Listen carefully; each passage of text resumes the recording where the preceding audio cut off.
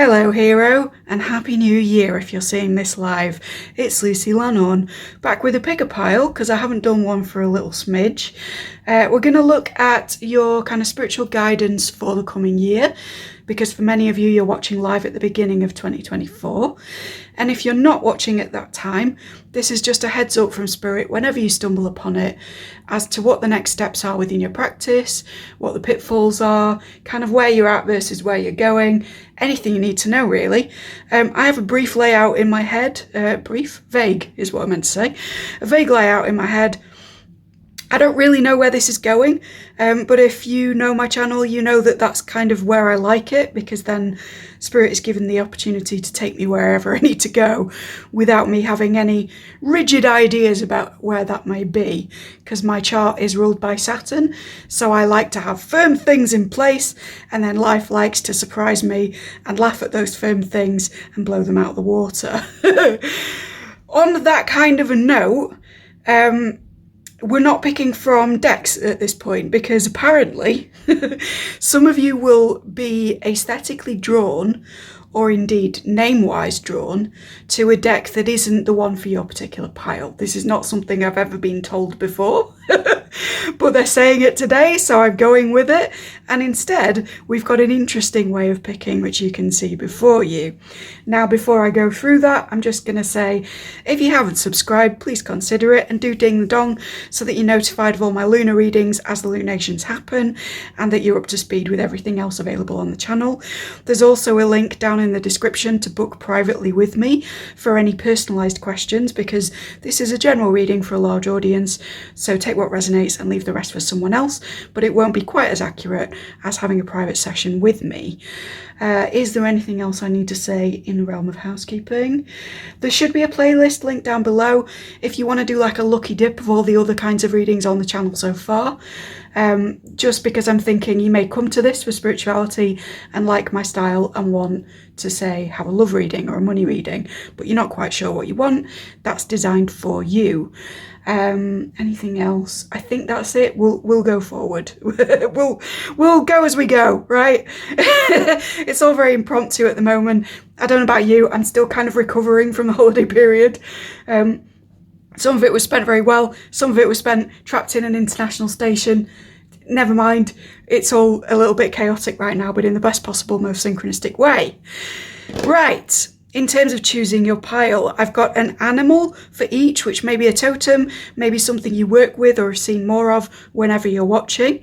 Then I've got either a scent or an essential oil, depending on whether you know the sort of meanings behind these things, or whether you're just like a smell person. I forget the word for that. Hit me up in the comments if you know it. And then we've got like a magical, I want to say magical object or magical device. So I'm not reading just for witches, and please don't click off if you're Christian or something, because that would be kind of religious discrimination if you're talking about witchcraft being evil or anything, and that is unlawful. But also, I do read for everybody, right? Atheists who want a thought experiment, Christians who want to work with Christ consciousness through me. I have done protection rituals on this beforehand, which I wouldn't share any more than I would share my address, but know that involved in those are both pagan elements and angelic stuff. So even if you don't identify with having witchcraft stuff or magical devices, know that I may still be for you. I may still be carrying messages for your highest good, because I only work with that which is from light and nothing demonic, parasitic, etc., etc. So for pile 1, our animal is a snake, or if you're not comfortable with snake mythology because of aforementioned, perhaps dragon, right? Undercurrent animals, stuff to do with sacred pathways, ley lines, pilgrimage paths, etc. might be relevant. Honeybee is for pile 2, and deer is for pile 3. I've had a recent sighting of same, and that could be an interesting pile. Okay, and then in terms of scents or essential oils that you might be using, or herbs, we've got basil for pile 1, eucalyptus for pile 2, and lemongrass for pile 3. Or if you'd like to pick with that witchcraft object or mechanism, if you like, For pile 1, we've got a poppet, which can be for benefic as well as malefic magic. For pile 2, we've got grave dirt, which is a very sacred way of dealing with earth. And then for pile 3, we have a sealed jar, which again could be doing good things or bad things, but it tends to be like a common international motif. Right. So I hope that you've taken in all of this and that you've picked your pile based on it. Take a minute if you need to, pause it and hit me up down below with what it was you chose and why, because I'd love to hear synchronicities around the relevance of these kind of things, because they were channeled 5 minutes ago in a bit of a flurry when I realised I wasn't allowed to just show you the cards. So yeah, do let me know and I will see you at your pile. Okay, pile 1. So if you picked snake, basil, or a poppet, this one's for you. Let's just pop that over there. I know it's lopsided. It bothers me too, but let's just go anyway, shall we? Your tarot deck will be the Aquarian Tarot, which I feel you may not have chosen had you not seen snake, basil, and poppet. So let's give it another riffle, although I have done that off camera. And we'll start getting a picture of your next spiritual or magical steps. That one wants to come out. Can we have some jumpers, please? Thank you. Okay. This way? Yep. Yeah, okay. Sorry guys, I do talk to my cards kind of as I shuffle. Just helps me to connect with my highest self, with spirit, and other things that I work with, all of which are super friendly furry animals, right? So no worries. I feel the need to say that quite a bit, and I said that in the intro. You're down here, aren't you? But I feel that it may actually be directed at you in some way, which is odd, because snake, basil, and poppet actually strikes me as kind of the most hardcore of the combinations. So I don't know whether you're drawn to these things but you're kind of less experienced in the magical realm, or you're from a fairly indoctrinated background of something else that you're kind of trying to clear the way from, if that makes any kind of sense. Or part of your journey may actually be dealing with a certain amount of fear around your own gifts. That might be more accurate actually, because some of you chose poppet and you're quite well versed, but I feel like there's, even before I begin with you guys, there's a kind of a hesitation around your own power.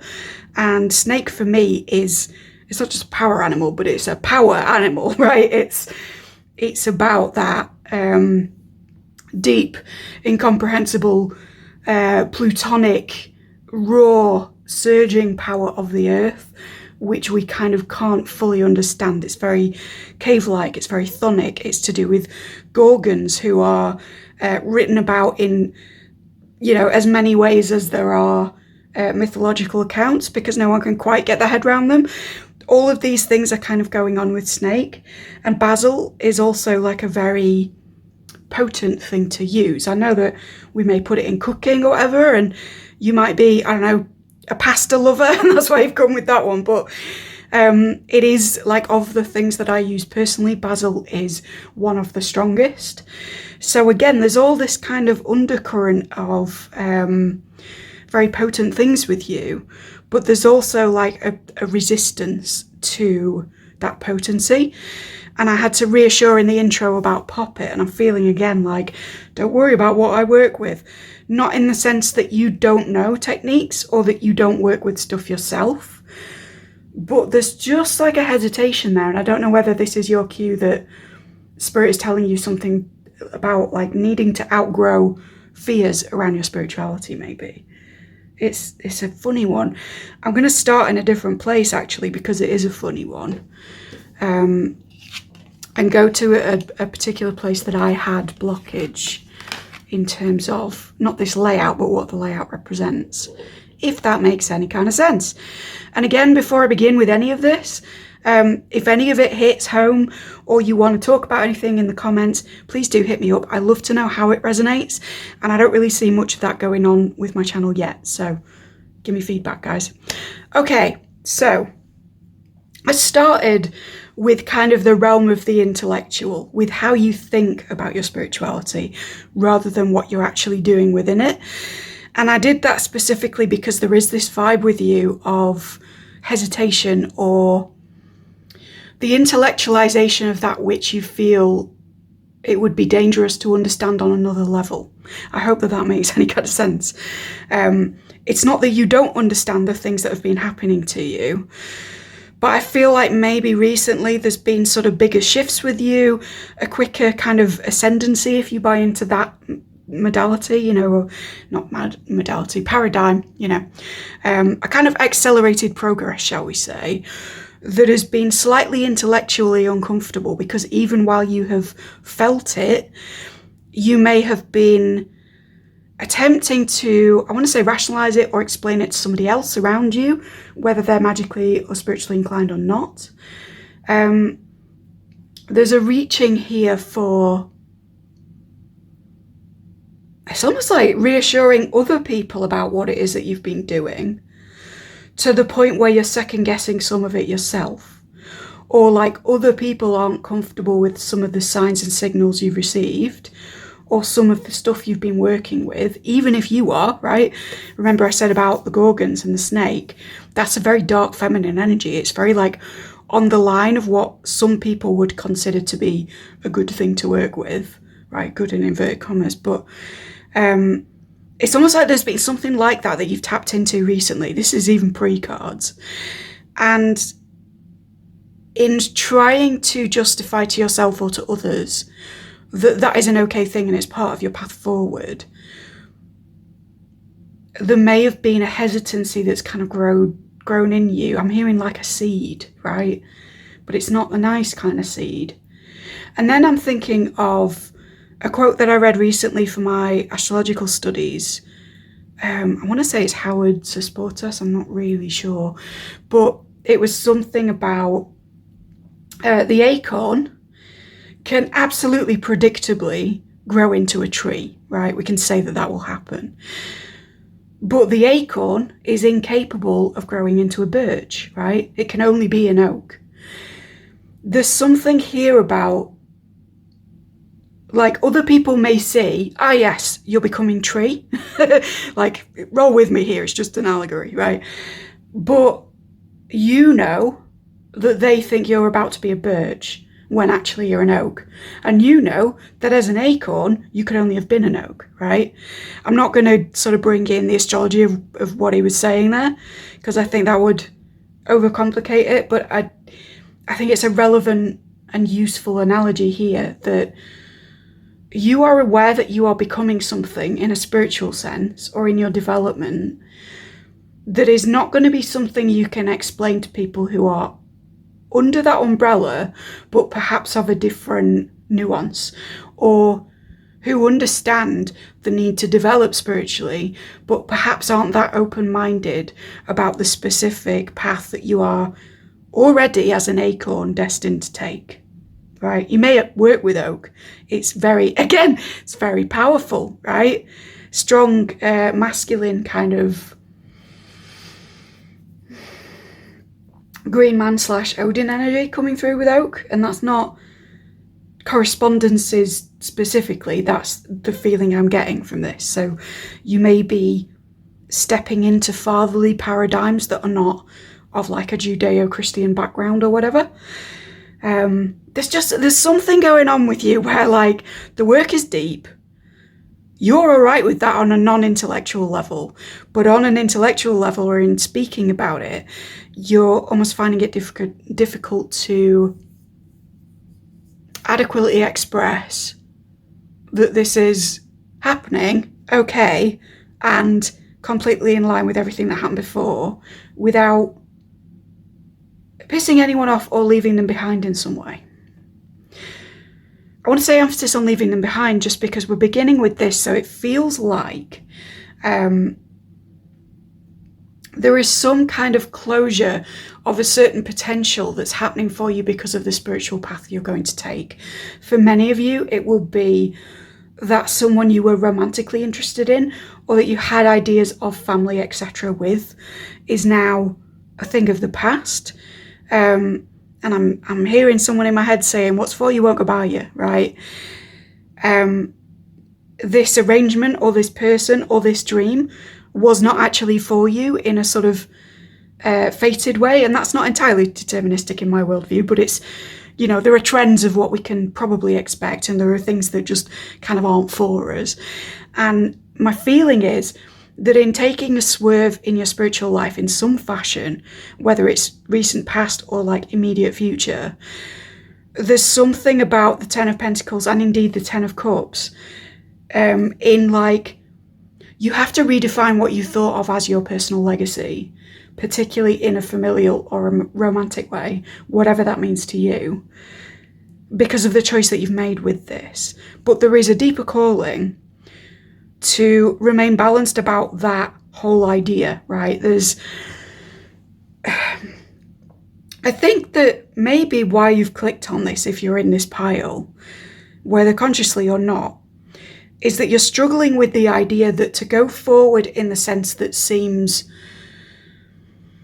very guided or very fortuitous or is kind of calling to you in a deep way, you have to rebalance your idea of what it was that you were going to do with your life in a broader sense, who you were going to be, right? And who you were going to be around. So again, for some of you, that's leaving behind a previous paradigm where the things that you're doing now are going to like annoy a few people, and those people may stay at a distance or past tense or whatever it is in a slightly different way. And for others of you where like the people around you are fairly kosher with what you're doing, there is a sense that you had dreams for yourself, particularly in whatever your idea of home is, and that can vary wildly between, you know, orientations, gender affiliations, politics, etc.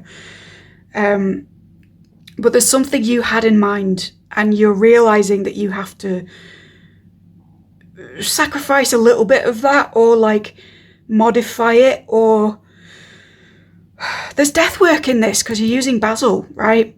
There's letting go.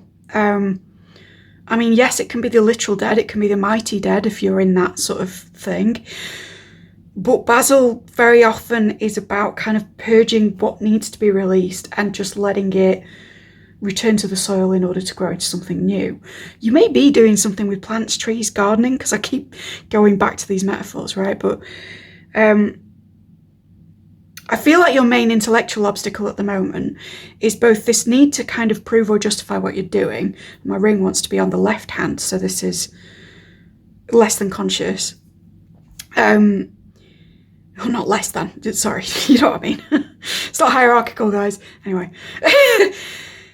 Yeah, there's a need to reconcile your environment with what it is that you actually feel rather than think, but also to reevaluate where you saw yourself versus where your spirituality is taking you. That would be a quicker way to say it. I'm sorry it took so long to get to that. But there's no doubt that there is calling here. And notice that we started with 2 major arcana. So, excuse me, hiccups for confirmation. And again, 1 for each one, right?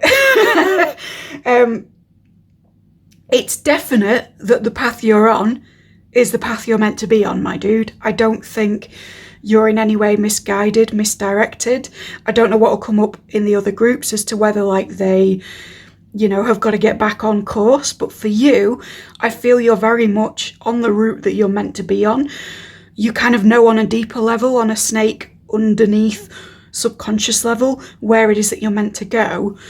Your problem is reconciling your mind with that and not attempting to do the swords thing of splitting and categorizing and dissecting into dust, right?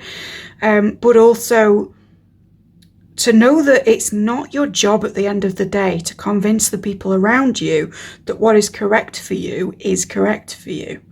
And whether or not they believe in it or believe that you should seems to be kind of the biggest thing in your way, because I was pulled here first. Now, what I want to say is work with wind, air, that kind of stuff. because this is kind of elementally where I began. Even if that's just, oh, it's a windy day, I'm going to sit outside. I'm not talking tornadoes, guys. I'm not talking hurricane warning. I'm not even talking like we've had here recently in the UK where it's been, you know, carrying people's wheelie bins down the road like something out of the Wizard of Oz.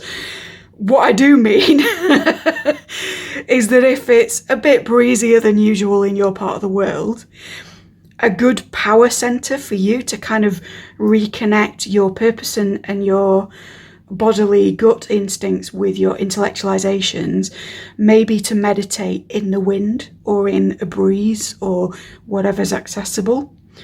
I'm also hearing, I'm really sorry for this in advance, for some of you, if you've been having wind or digestive issues, including kind of refluxy stuff, note when that's happening, because there's some kind of link between your body giving you messaging through that and this mental resistance that you're coming up against as regards where you're taking your path next. Now, again, it doesn't mean that you won't go down this road, or even that you're new to this. And I feel obligated to say that because many of you in this pile are not new. It's more that as we kind of ascend to different levels of knowledge, different skill sets, etc., there is like a mini ascension process that keeps happening each time, right? It's very sort of dangerous, this narrative all over TikTok and places like that, where it's like, oh, I'm going through an ascension, I'm going through an awakening, as if that's something you do big style once, and then the rest of your life you only do smidges of it. In my lived experience as an occultist of, you know, over 20 years at this point, what actually happens is that you may have like a big quote unquote come to Jesus moment, and you may get like physical ascension symptoms in that time, but you also have various stages where your skill set is being leveled up, or your connection to directly receive from spirit is leveling up. And in those periods, you may also experience weird body stuff.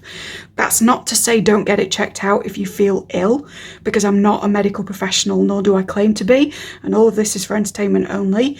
But having said that, if you are getting anything digestive or gastric that's reoccurring again and again, and you're like, this isn't dietary, this isn't hereditary, I don't know where it's coming from, I don't understand, I'm doing all the right things, Spirit is asking you to take a look at how it is that you've been thinking about your personal practice during times where that is getting fierier, or things are kind of moving in a weird way, including in a windy way, right? So sorry to take it back to the body in such a sort of obscene taboo fashion, but that is, you know, what good tricksters do, and I'm here on the positive side of the trickster spectrum, right? So yeah, that might be something to bear in mind.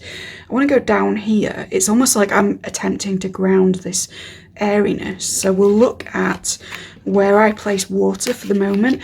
I know these aren't the traditional directional correspondences, nor are they what I privately work with, but I found for readings, these ones are what they want to do, okay? So, Knight of Cups reversed, the Tower, and the Two of Wands reversed.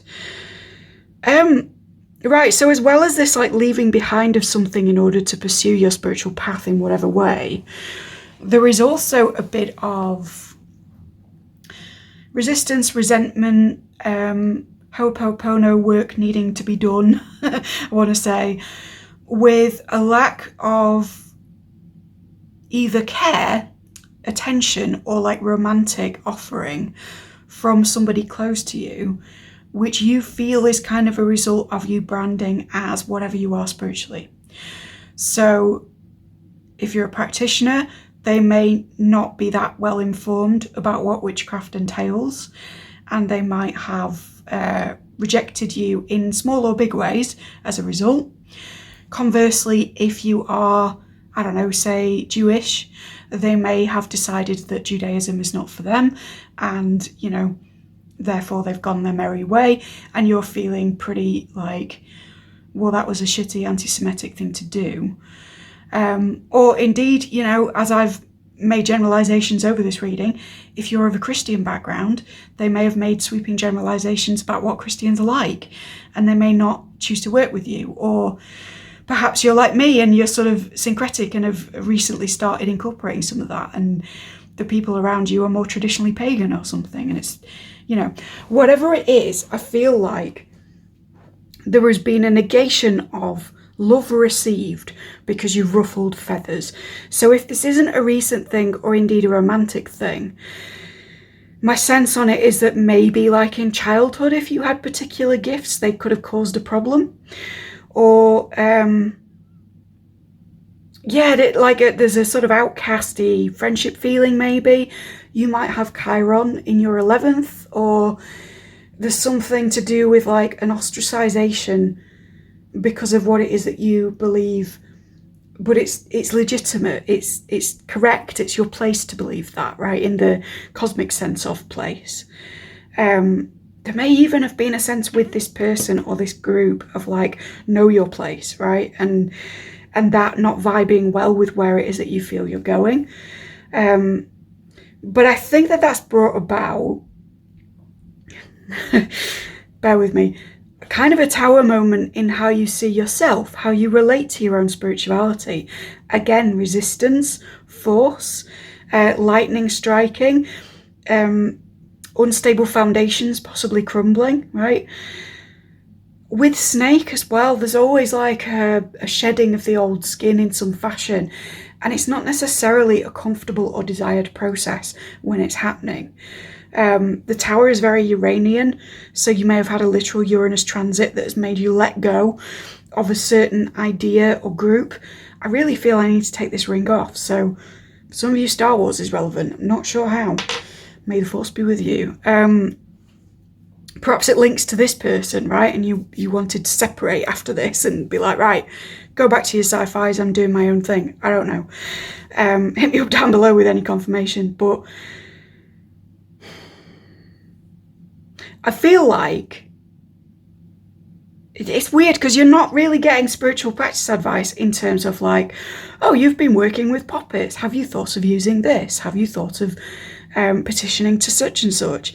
And I expected it to be more like that, but it seems like, I love you, your biggest spiritual obstacle at the moment is actually your sense of self and your sense of the role in which you play in the universe, and how that role relates back to what you've been learning versus what you've felt pulled towards.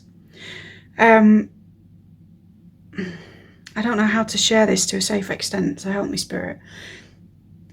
There are certain practices that are within my lineage, right?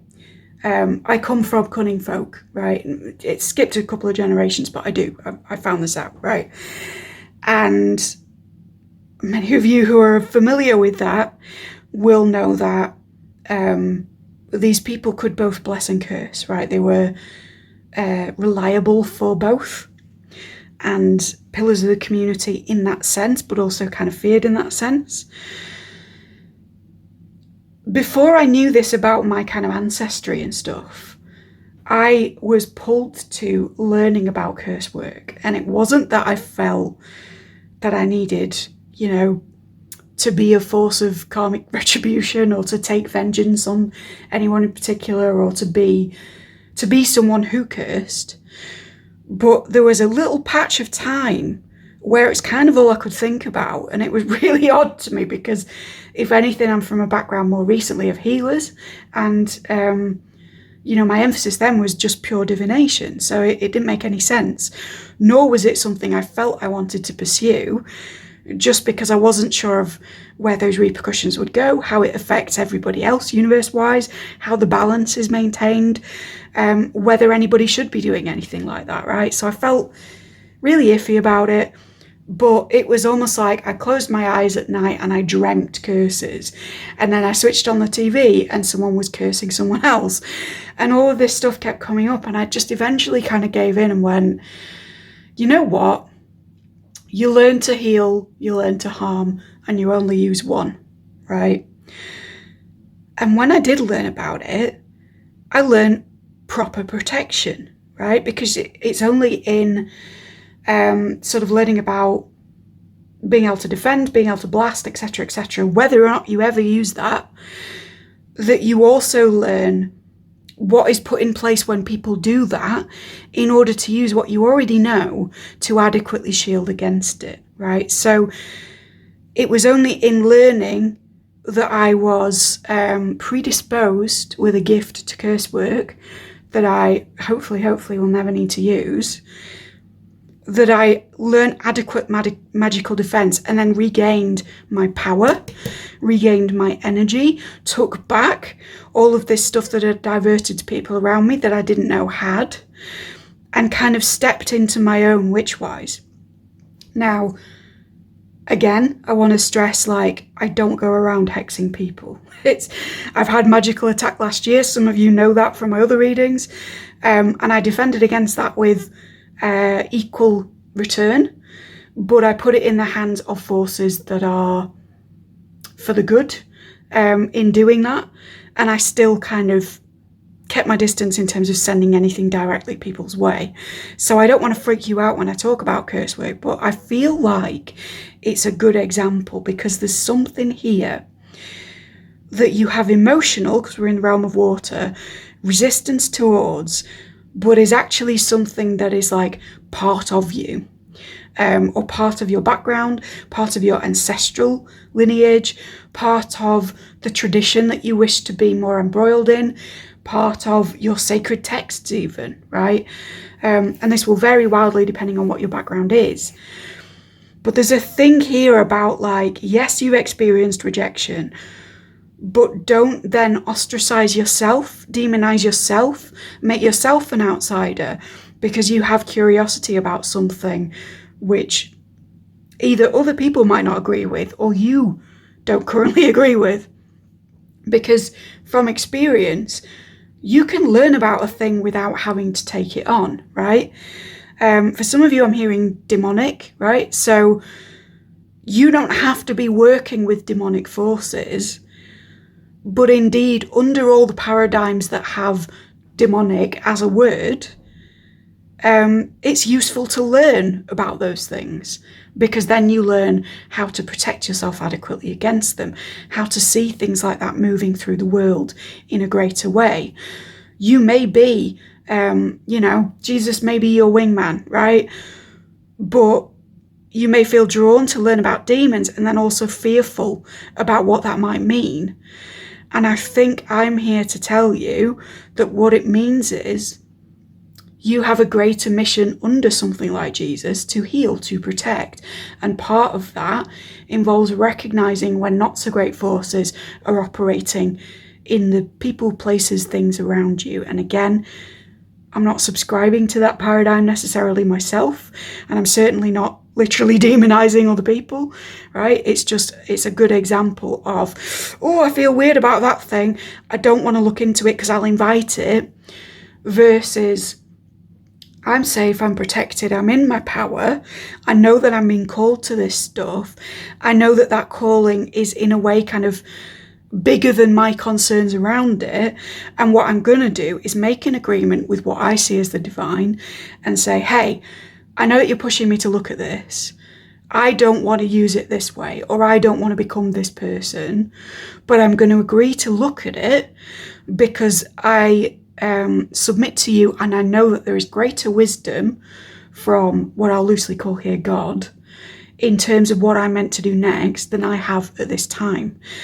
I want you to see this not as an act of vulnerability and submission and possible engagement, but as an act of humility to a broader will, where if you're being pulled to something again and again, whether it's an idea, a certain culture, a certain place, a form of magic, whatever, there is something in that only you, as the person you are, can transmute into something that isn't frightening, that isn't,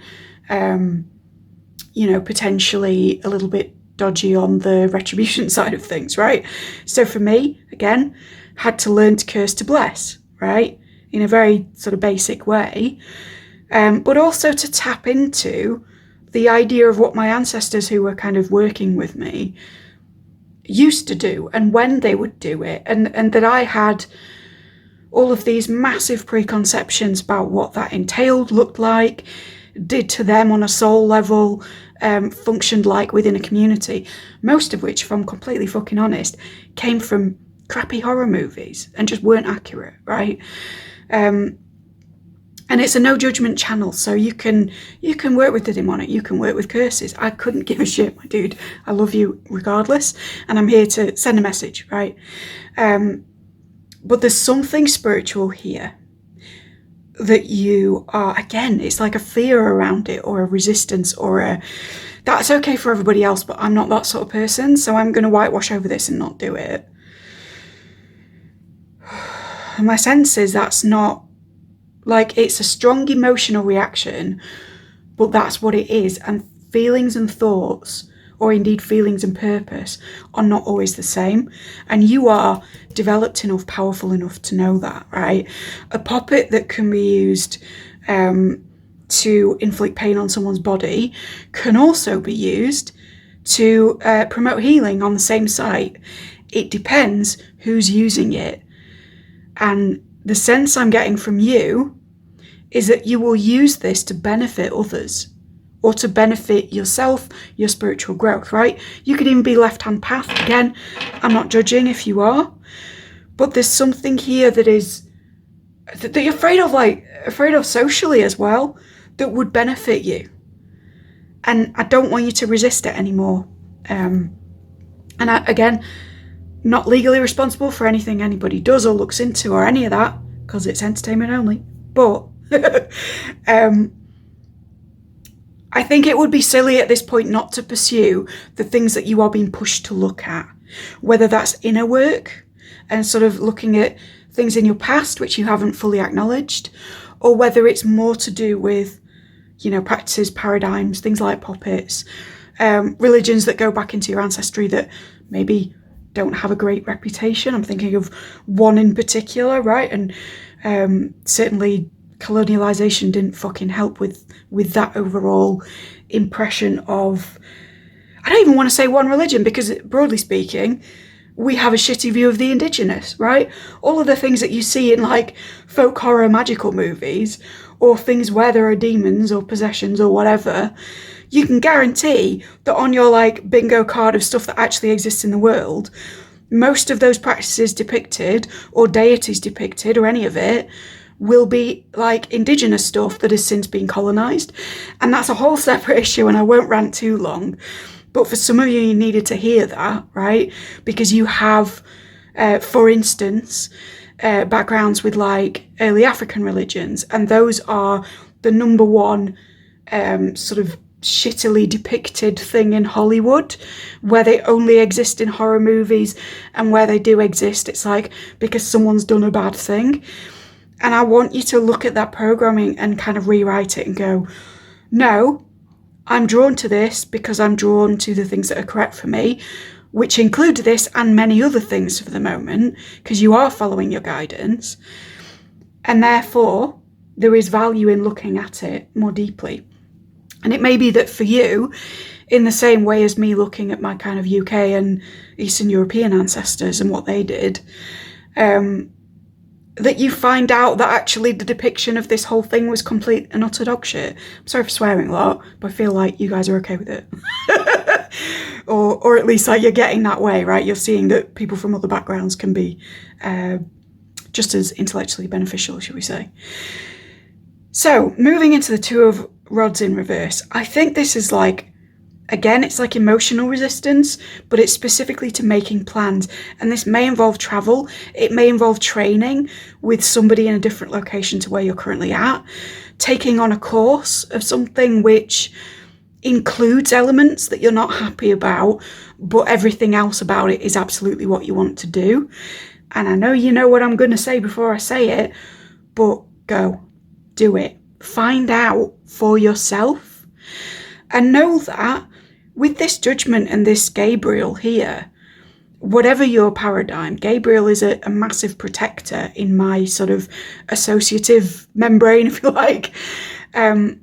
So you are protected. This isn't like, oh, I'm going to go and investigate this thing and chips fall where they may, and I might get, I don't know, possessed, or I might end up cursing someone and then living my next 12 lifetimes regretting that, or whatever the fuck, right? It's not going to be like that. The indication is that you have angels, spirits, guides, ancestors, elemental kingdom, whatever, on your side here, and you already know that because of where you've come from. Trust that, right? So much of this so far is about trust and about saying, if you truly believe that you are being guided down the spiritual path by something which is inherently good and which gives you kind of permission and guidance to be sane, and you want to be this beacon of light in the world, or even just like you want to be true unto yourself if you're more left-handed, then trust that the guidance you're receiving is not going to take you to a place of endangerment or a place of social ostracization from people who were for you until that point, right? Because again, what's for you won't go by you. People, ideas about family, connections, even institutions I'm hearing that you've lost in the past. You've lost because you were ready to shed that particular skin, not because you did something off and now you'll never get them back and woe is me. You know what I mean? Like, I want you to trust that the things that are awaiting you on the path of following your spiritual instincts are greater than the things that you've had to leave behind or the rejections that you've faced as a result of genuinely exploring what it was that you felt called to. Really, the guidance is here, the discipline is here, the preparedness, the knowledge is here. What you seem to be lacking, my love, is faith. So we're going over here because this is wands, this is faith, this is, spiritual guides tapping in. And look at that, we're ending with lovers. I know you're seeing that, don't panic. For many of you, you are on like some kind of soul counterpart journey. I almost don't want to say twin flame because there's a massive kind of media propagandism going on around that at the moment that came from quite rightly documenting a cult movement, which was dog shit, but also generalising about twin flames on that basis and like making it a big thing. So don't hate the term, right? Hate the people who don't understand it, but to whatever extent you resonate with a soulmate, a key figure that you have some kind of spiritual contract with in your life and are perhaps on and off with, or perhaps like you feel relates to this stuff, this is referencing that, right? It's coming up again and again. This is a card for it, this is a card for it, these two together are a card for it, right? And indeed this, because this sort of implies the inner balance that you need to do within twin flame work in order to come into union with your divine counterpart, whether or not you've been around each other before. Okay, so King of Pence, Three of Swords, the lovers. King of Pentacles, firstly, you are being looked after by some kind of male thing. I want to say for some of you it's a minotaur because there's a bull in the background, but that won't be for everybody. Again, we're on the like borderline of what is seen as like a good totem to have, right? And there's a lot of different things since Greek mythology about the Minotaur. You might be my House of Leaves gang, right? There's something here about something navigating the inner labyrinths with you, or some kind of internal truth that might be relevant. Or you may resonate strongly with the energy of Venus or of Taurus, particularly Venus in the masculine, because it can be both. Or for many of you, there is a male figure, ascended master, spirit of a loved one who's passed on, God in the traditional sense, who you work with, who is giving strong abundance. Jupiter may be one for many of you. And again, it's like you're backed up by this, right? If we're talking Jupiter, you have Zeus on your side, right? You don't get much more powerful than the god of gods. And yet, right? And I feel like there are two things here. If you're on a counterpart journey and you identify as the masculine in that journey, gender is not relevant to that, by the way, and certainly don't take this twin flame cult stuff as an indication that one is one and one is the other, and we're all heteronormative, because that's problematic by itself, don't get me started, right? But if you identify as the masculine, I feel like there is heartbreak here because you feel like you've been doing spiritually, fixing yourself at accelerated rates, no matter what the toll on your body or your social life, and you're still not in complete union as signified by this Lovers. Now, if we're taking that on the flippity-dippity and you identify as the sacred feminine, I think that this heartbreak is around a masculine, not this one, I'm just moving the card, who isn't pursuing, isn't trying hard enough, who perhaps isn't even aware of the journey at this point, or if they are aware of it, they've maybe rejected it thus far, and said like, no, I want to do me, and that involves, all these things that aren't great for the connection. I feel you on that, right? But either way, there's like a recent heartbreak to do with this. And there's 3 swords because of this. It's not like a third party thing, because this isn't a love reading. But it's almost like the third element, because this is spirituality, is spirit. And there's a sense of betrayal coming from you. That spirit, as signified by this King of Pentacles, whoever they may be, couldn't have your back on that. I feel like you're a person who's maybe been petitioning for either a union with a counterpart, or if you are like with someone and you're happy and stuff, this is like petitioning for more love in your life, more understanding, more caring, more acceptance, to sort of counter this rejection you felt and this stuff that you've had to let go of. There's just a sense of like, my heart center wants what it wants. Can you please throw me a life raft here? Give a dog a bone, right? It's maybe literally in some cases. It's like, sorry. There's a sense of like 5 of Pentacles being left out in the cold, but it's almost like by spirit for you. And I want to say that's not accurate, but I totally feel you on it because I've been there. And again, I don't want to go on too much about personal experiences because this is your reading, but I did come to a place of, well, spirit has completely abandoned me because this is the one thing I wished for, and this and this has happened with it, and I can never get it back again. And through getting to that point, that was when there was this rushing in of everything that had no relationship to the connection, but was a kind of proof from spirit that they were present at all times and always had been, right? And I got first contact with a passed on loved one. I got, not that I'd never done that before, but from that specific person, right? And just a barrage of signs and signifiers, almost as if God or universe was saying, really? You think we're not here? You think we're not here? How's about these 20 coincidences for your week then? And then you can tell us we've left you out there. And the message from that is not that, like, if you give up and you say, oh, why have you left me out here? I can't deal with this. That there will be an influx for you necessarily, because again, that depends on your path.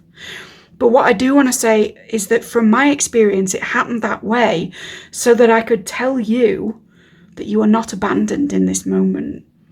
There is a wonderful biblical quote to that effect, and I can't remember what it is. If you know what I'm on about, hit me up in the comments with it. But I don't feel, whatever your paradigm, I don't feel you've been left out here to fend for yourself, loveless, for the rest of your life, right? Shoegaze may be relevant for some of you. I feel that instead, part of the reason it happened to me and is happening to you is that you actually have that moment of feeling like nothing's happening so that you can learn to trust. Now, this isn't the same as right timing. It's not the same as being patient, right? It's a different skill set. It's not even the same as survival, because I did that for many years before that bit hit, right? It's self-assuredness, but also I want to say assurity, I don't know whether that's a word, but about your circumstances, about your manifestations. It's a certainty that can only come from within, like the seed we referenced, that grows into the flourishing of desires. That all sounds a little bit woo, but the crux of it is, you don't get this until you believe that it is coming. And perhaps in your specific case, you don't believe that it is coming from an internal place until we absolutely take away any sign on the external that it will ever happen, and we leave you in the dirt. Excuse me.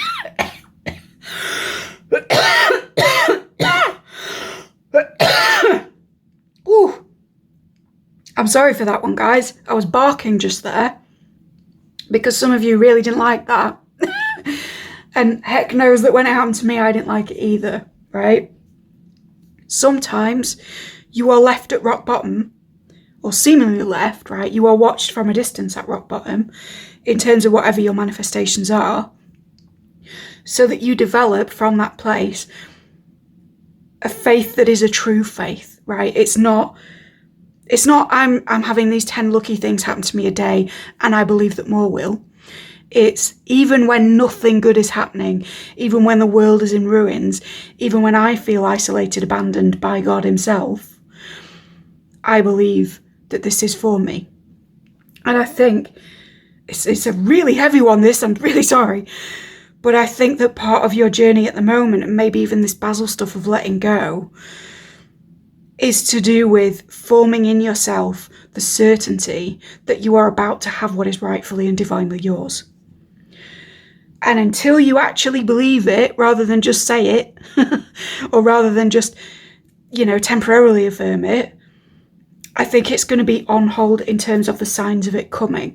That doesn't mean it's not on its way, but it might mean that, it's in the post and you don't get wind of it until it's on your doorstep. That can be your darkest hour, but it's right before the dawn, right? To use a cliche.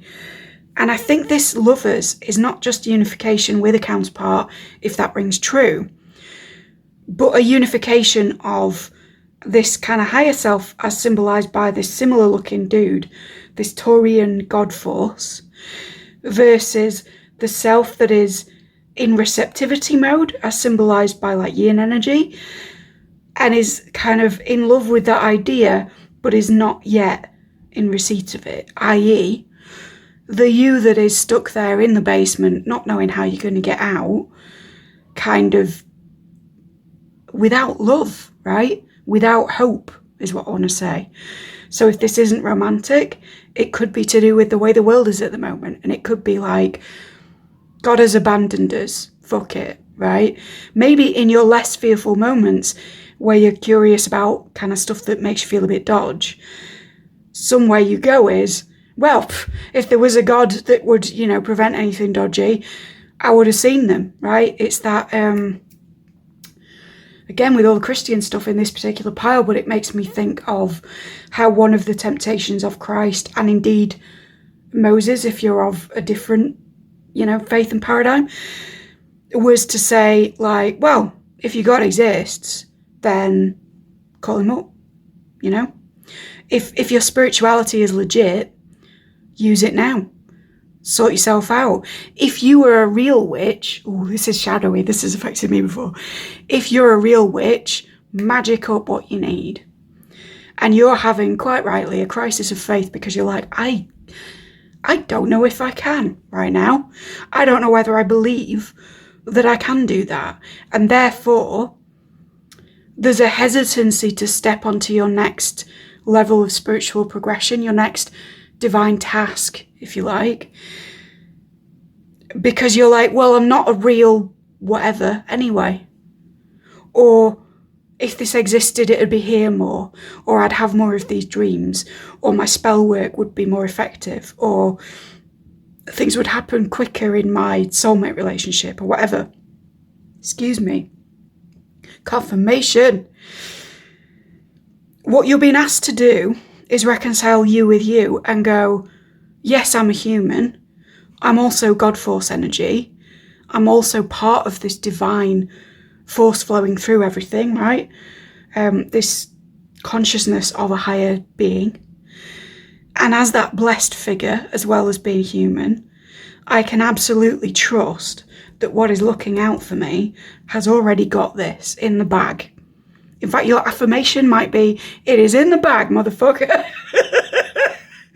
Because it is. And I think if there's a crisis at the moment, it's because your outer world, and particularly your relational world, is reflecting the opposite back to you, so that you pull the swords out of your own heart, right? You do the heart chakra work, if that resonates for you. And you come back to this understanding of, I don't need to see miracles play out on a step-by-step basis to know that they exist and that they will manifest in my life. Something that may be helpful to do, that was helpful when I was going through this, is to list things in your life so far that have been miraculous or been a potent supernatural experience, or whatever it is that you sort of see as a sign of the divine working, right?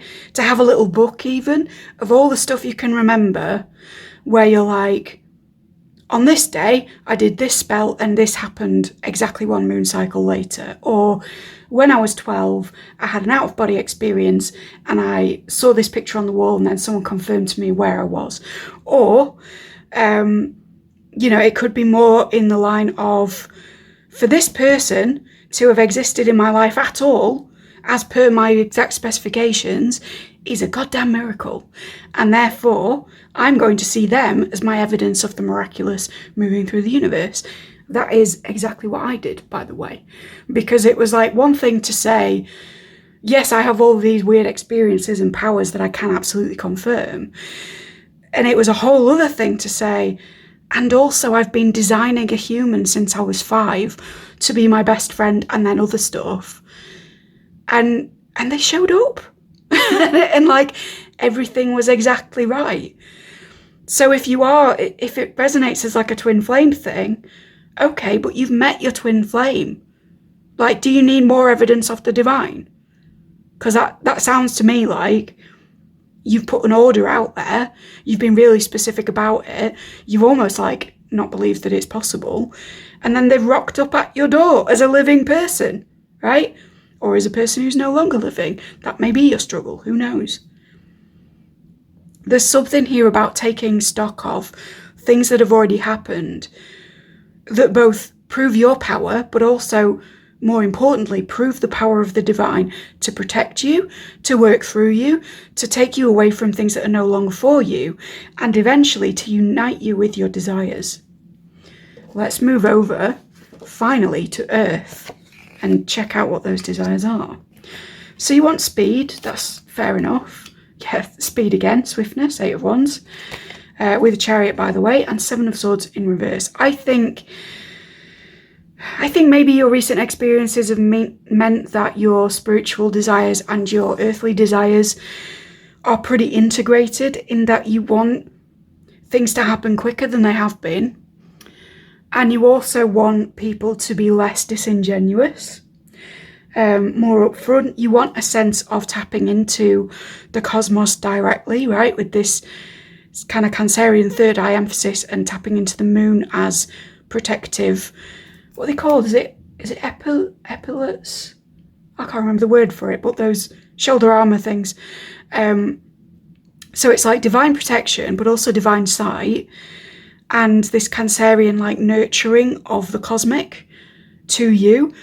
You're not losing your sort of sense of logic with this, because you're still carrying a sword. And that's not a common thing for Chariot cards, right? But you are gaining this dialogue with the spiritual, the supernatural, the godly, as you're kind of moving forward. And what is sticking out to me is that this guy's kind of face in his hood is like a separate thing. So I almost feel like your anticipation of this swift journey forward and this kind of control over warring aspects of self is that you will have to put a mask on for everybody else while you're doing it because of these rejections you've faced, because of this doubt that you've had, or doubts, plural, right? I think that's actually going to be left behind because this guy, that's his true face. The hood is actually the mask, and the hood has a star emblem, so this is healing. Eucalyptus pearl may also be relevant, by the way. I think it's pearl 2. But it's like, I think what you're seeing as a front that you have to put on for other people is actually going to be not even just like useless, but it's going to be like the need for it will be redundant by the time you kind of get your head around all this stuff and start moving forward with an acceleration and an acceptance of like, no, it's taking me this way, I'm going to go with it, right? These things are correct and I'm not alone. And as that happens, you will generate control, you will generate momentum, you will have a better dialogue with spirit. I'm noticing this goes from white to black as it hits the third eye point, or the crown point, sorry.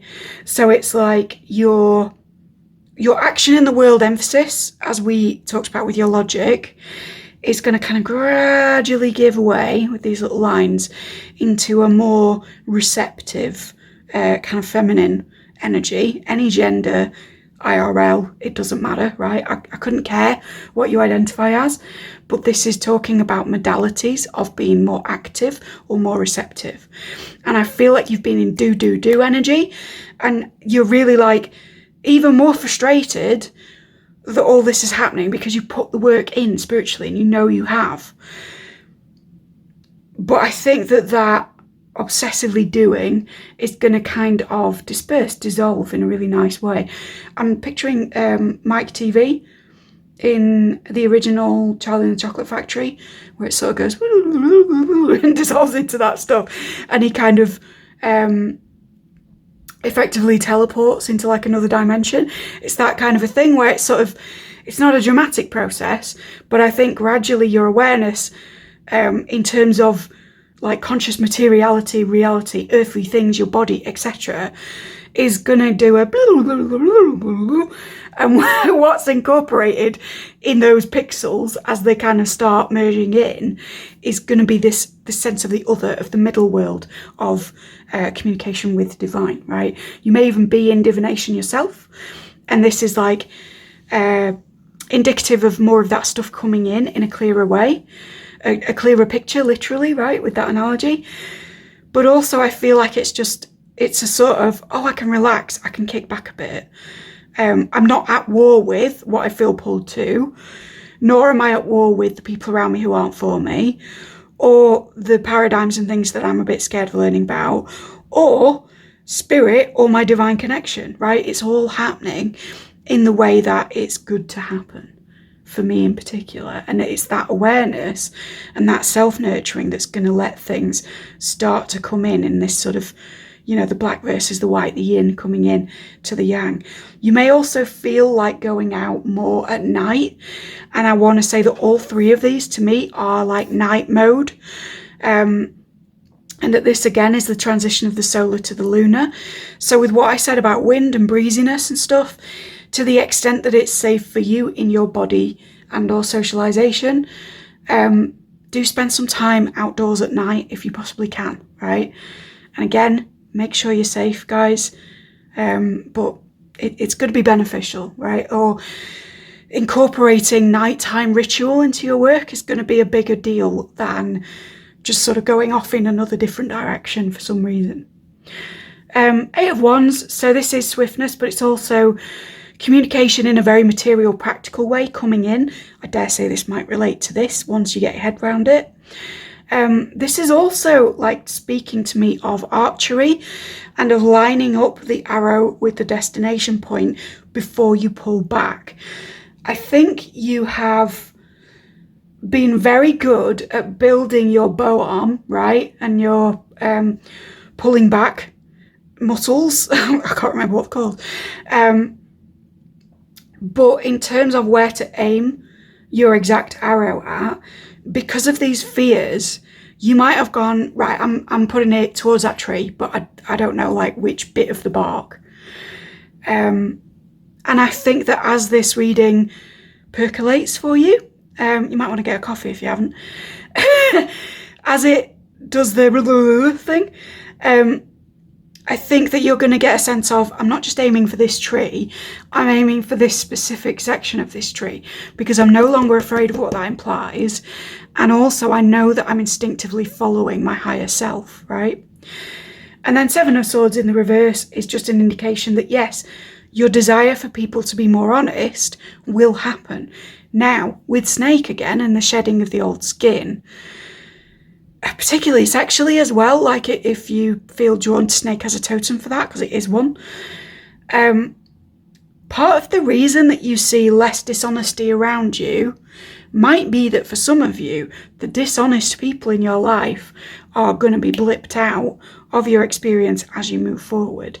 This is quite a common thing with, you know, the ascension process or awakening or whatever you want to call it. I think I struggle for a term that isn't a bit sort of hoity-toity on that, but anyway.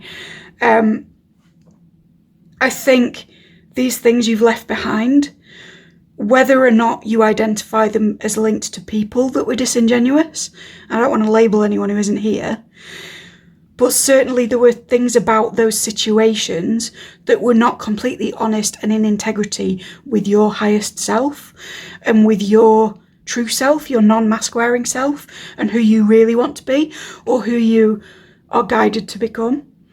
And I think that in losing those, yeah, people are going to be more honest with you, because the people who wouldn't be, or the circumstances that would seemingly necessitate dishonesty, aren't going to be around you anymore, right? And that's the sort of the big level up for you, really, is letting go of your own fears and of your own lack of faith. And I'm not demonizing you when I say that, because it's a difficult journey.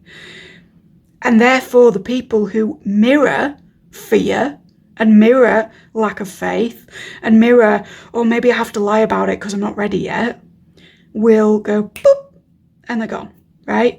And you'll just be kind of left to pursue your spiritual stuff, either completely without that sort of energy in your life, or at least with a really good heads up, like at 10 paces whenever you see it, of like, oh, I'm going to turn around because I can see that in their energy now.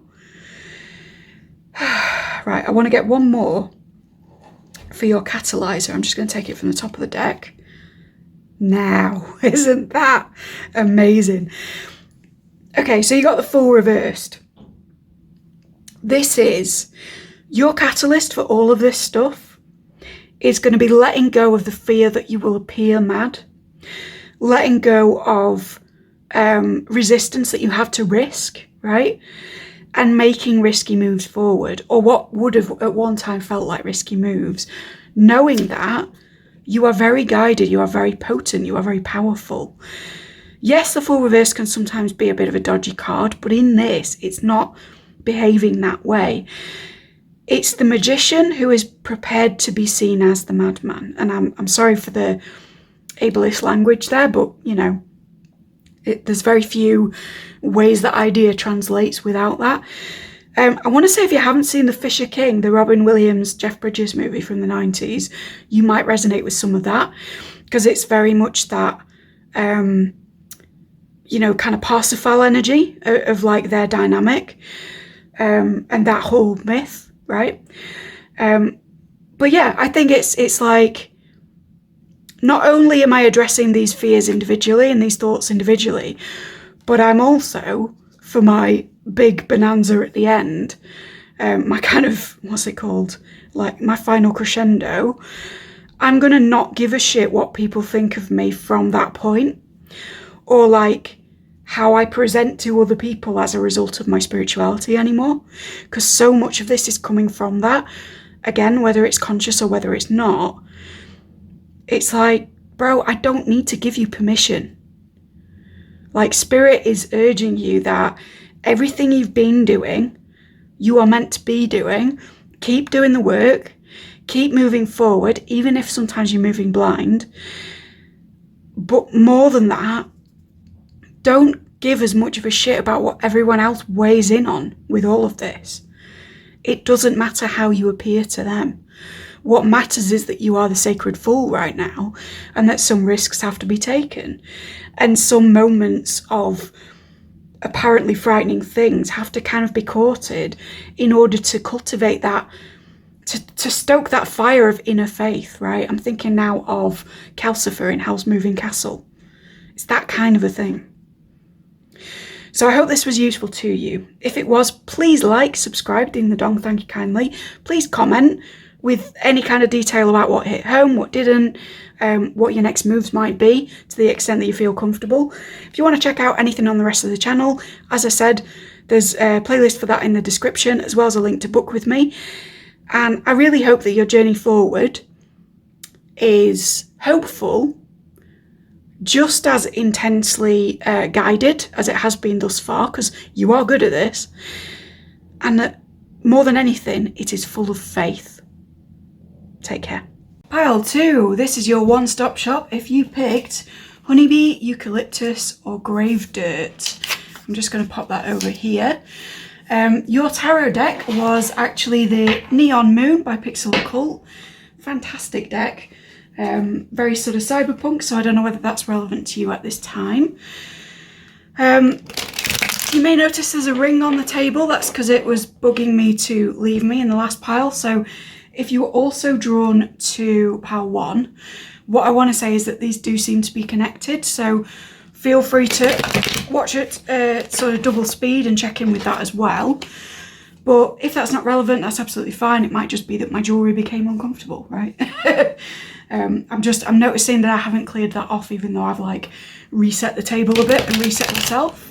Because man, pile 1 was a humdinger, including a coughing fit, because I said some things that might not have been comfortable to hear, shall we say, but it was absolutely correct information. So, well, yours is coming through easier already, right? I'm already, so you're over here, are you? Right. We can't have 4. Oh, right, you're getting more cards. You're clearly that special pile that gets a bit of extra clarification. If you were here for pile 1 as well, maybe that's your reward for like sticking out what was quite a, not draining reading, but like a very intense reading, I feel. All right, let's do this side, shall we? You want to come out? 2 more. You? Be clear. Did one for this. Thank you. Oh, we're just taking from the bottom, are we? I'm hearing starting from the bottom, now we're here. So that might be you. Who knows? 2 seconds while I'm sort of at a weird angle, guys, to protect my knees, but I also need to make sure everything's on camera. Yeah, we did drift. We've been drifting. So that might be something to do with spirituality in terms of your concentration being sort of up for grabs at the minute, or other things. Sorry about this, guys. Other things kind of imposing on time that you would use for the spiritual. But I hope there's not too much camera drift. I think that's... Yeah, we're about okay with that, aren't we? Sorry about this wire. Okay, where do we want to start? We're starting with fire, apparently, for you. It's fairly appropriate for an electrical kind of a deck, or holographic deck. So, 10 of Cups in reverse. That's interesting with the last pile. 5 of Cups upright, and the 4 of Pentacles in the upright.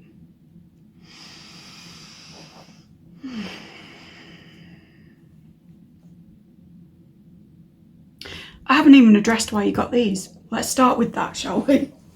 Okay, so honeybee, you may feel like you've been operating as part of a larger system in terms of your spirituality.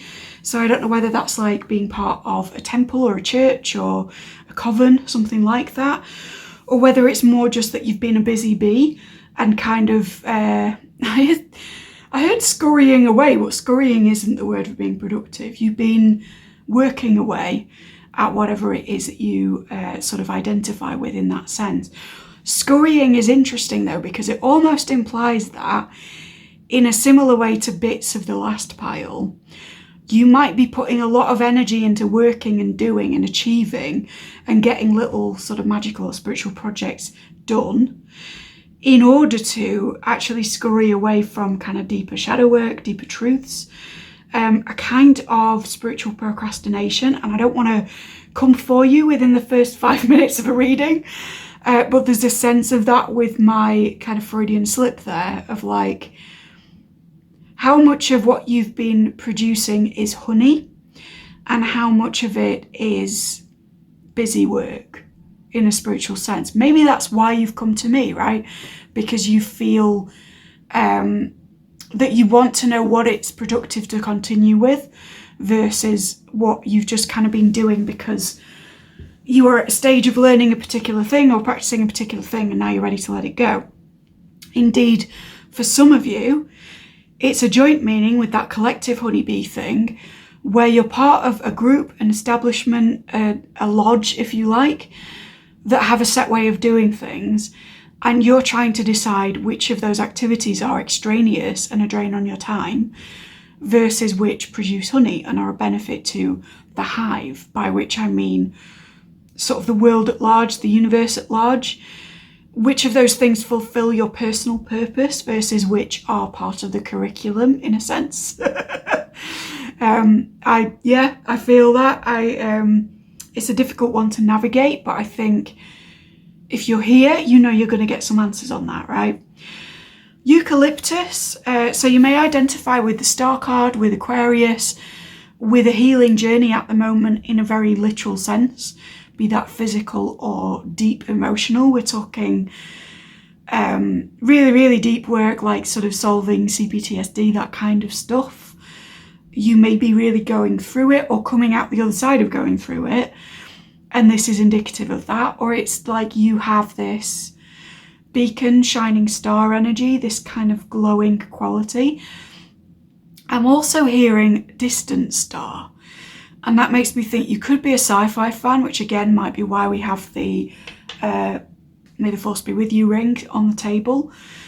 But also there's a sense of objectivity with this, of looking back at your own spirituality with almost like a calculating mind or a kind of wink of a distant celestial object that is kind of cold and far away rather than in what's happening now. And I don't mean that in a dissociative sense. I mean it's very similar to the first pile actually, in terms of a logical angle on what has happened in the realm of illogic. And I say that with love, knowing that I live there, right? There is a distant inner self, perhaps even a higher self, twinkling down on what has been happening in your material and your spiritual in a way that is like really objective, to the point where parts of you would be offended if it really weighed in, if that makes sense. I hope this is all making any kind of sense, but let me know in the comments. I'm taking this off as well, so if you came from pile 1 and you are identifying with a spiritual union or a fated connection being part of your arc, I get the feeling that this is not part of this reading, right? In fact, I'm going to put that off camera just in case. But you might like want to do both piles to see that angle of that, and then to do this where this is about you, right? Grave dirt. You may live near a sacred site, a holy site, something modern built on something much older, right? Again, snake pile would be relevant.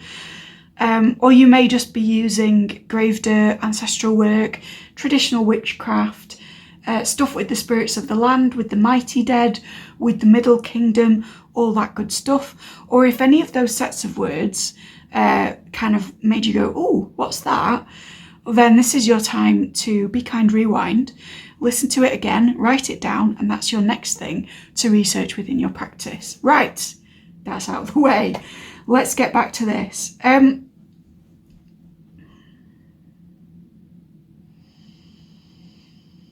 Again, there's so many echoes of Pile 1. Why do I feel like you have more companionship in the spirit realm than in the physical right now? There's these 3 friends here, and I know that the Ten of Cups is often about sort of romantic stuff, but we've already specified this isn't the focus of your reading. Sorry, not sorry. Here we go. But these people kind of huddling together make me think of like revelers coming home. Pretty appropriate for what I'm filming on New Year's Day, right? It's like these people in the real world are flipped with the reversal of the card into being in the spirit world. And the goals of connection in the real world are symbolized by the card in the upright. Plus, this is your spiritual element, right? This over here. For various reasons, I'm using weird correspondences, so this is fire. Sorry, they're not weird, they're just different. I'm rambling. What I'm trying to get to is the connections and communications that you feel should be social are absent, right? There's nobody in this bit of the card down at our earth level.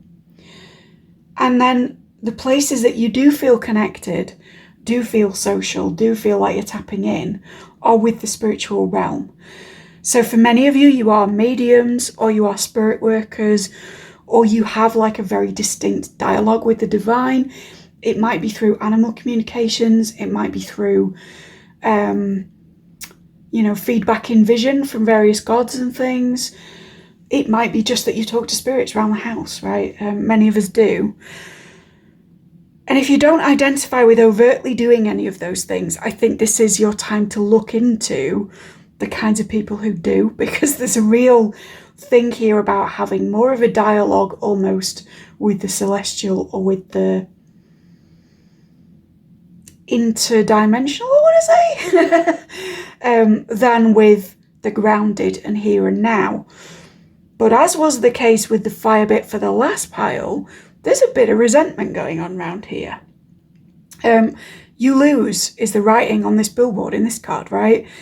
It's almost like you feel like you've lost out on more material connections, or I'm hearing aspects of connection, right? So it may be that you do have a lot of friends, but that there have been normal things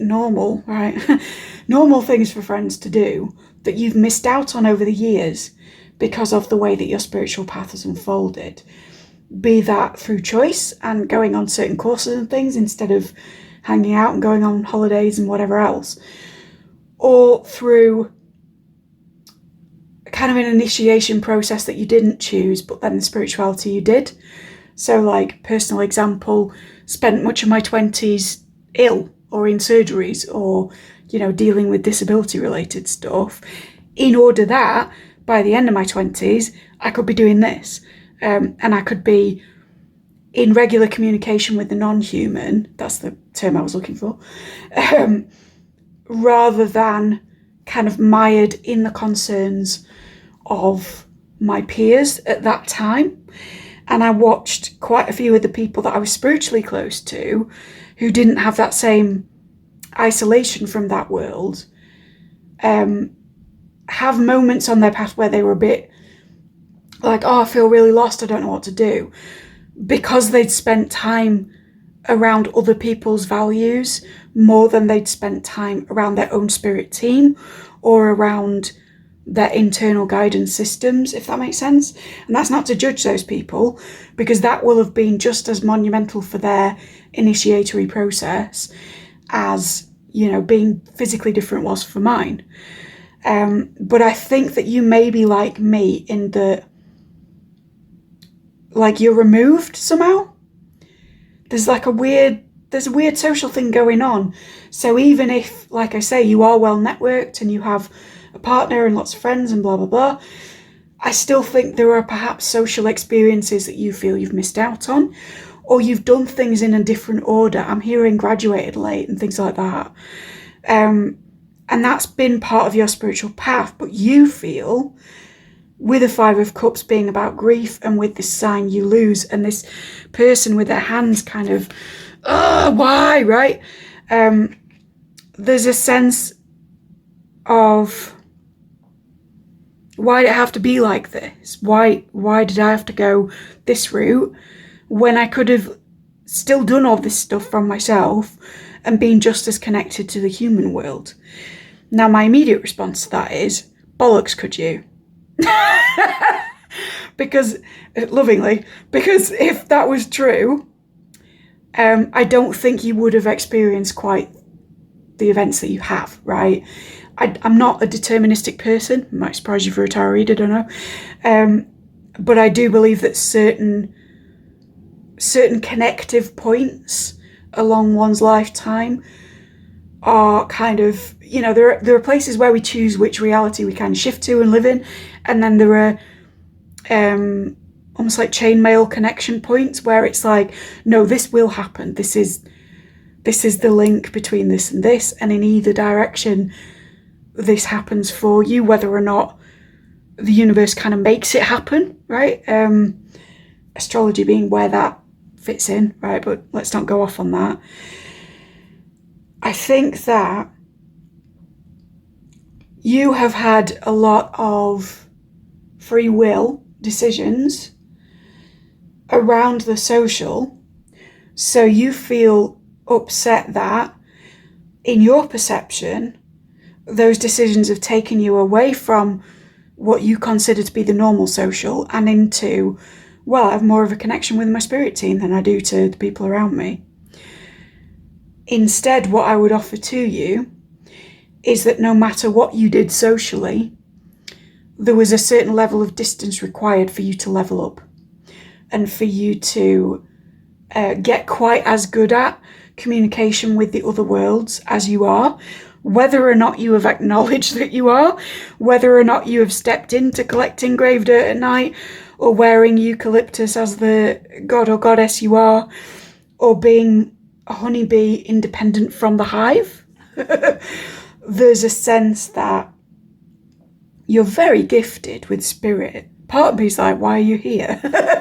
And I don't think that could have happened in quite the same way without the journey up to now. So as with the previous pile, we sort of begin with a sense of acceptance of what was, and maybe grieving what we thought we could have had. The phrase I'm hearing from like British game shows is, let's have a look at what you could have won, right? And it's this conveyor belt of items that you think, well, I wish I'd taken a different path now, and this is a humiliating thing to put on live television. But it's very much that sense with you, and I think that's coming from you, but it's not an accurate assessment of the picture. More accurately, with this Four of Pentacles, I think that, bear in mind as well, these, I don't know whether you can see these kind of cables in the background, these, what are they called? Between phone masts, anyway. These things between telegraph poles in the background are the same as the ones here. So it's almost like, with a bit of distance on that same situation, we come to the Four of Pentacles, which is conserving of resources, pulling in of personal power, holding one's assets to oneself, and not being prepared in that moment to give them away. So again, what I would offer as a counter to how you might be feeling with that is that having some form of distance from other people, whether that's in the kinds of things they do or in literally having like nobody allied with you right now. I'm sorry if that's you, but I've been there. I think that has taught you how to conserve your own energy and keep your own spirituality, your own energy, your own business to yourself, and therefore keep it protected and keep the work protected. Because when I say protected, I don't want you to put it in a slot of, there are all these things out to get me and I need to huddle all my resources to myself and never tell anybody about my practice, otherwise they're going to come and smite me somehow or send a curse or whatever. That's not at all what I'm getting at. What I mean instead is that in keeping those things to oneself, You only have yourself to weigh in upon them, and therefore you come to an understanding of them that is deeply personal, deeply associative, that helps you to do things like this. And you can't get that from a book. You can't get it from watching other people do videos on it. You can't even get it by osmosis from a great teacher. It comes with having enough time to yourself to develop self-awareness so that your particular associative and communicative web with the divine is enhanced, strengthened, and has components to it which will forever remain concealed in the best way, right? In a way that makes them holy. I'm hearing keep it secret, keep it safe. So, I want to go completely over the other side, and let's look at your earthly stuff that may have been happening and weighing in on this or causing other stuff to happen. Star in reverse, and we talked about the star with eucalyptus. So I feel like, excuse me, I'm getting hiccups because it's confirming as I'm thinking of it. I'd like to get it out first, please. Cheers. Yeah, there's another one. Sorry, guys. The identification with the healing journey that we spoke about is very much present here, but I think you possibly think of yourself as unhealed or as not of your highest mind yet, not complete yet. Why is that pulled out? Oh, you think there's like a gap in your armour. That's interesting. Again, you may be drawn to snake pile because dragons, right?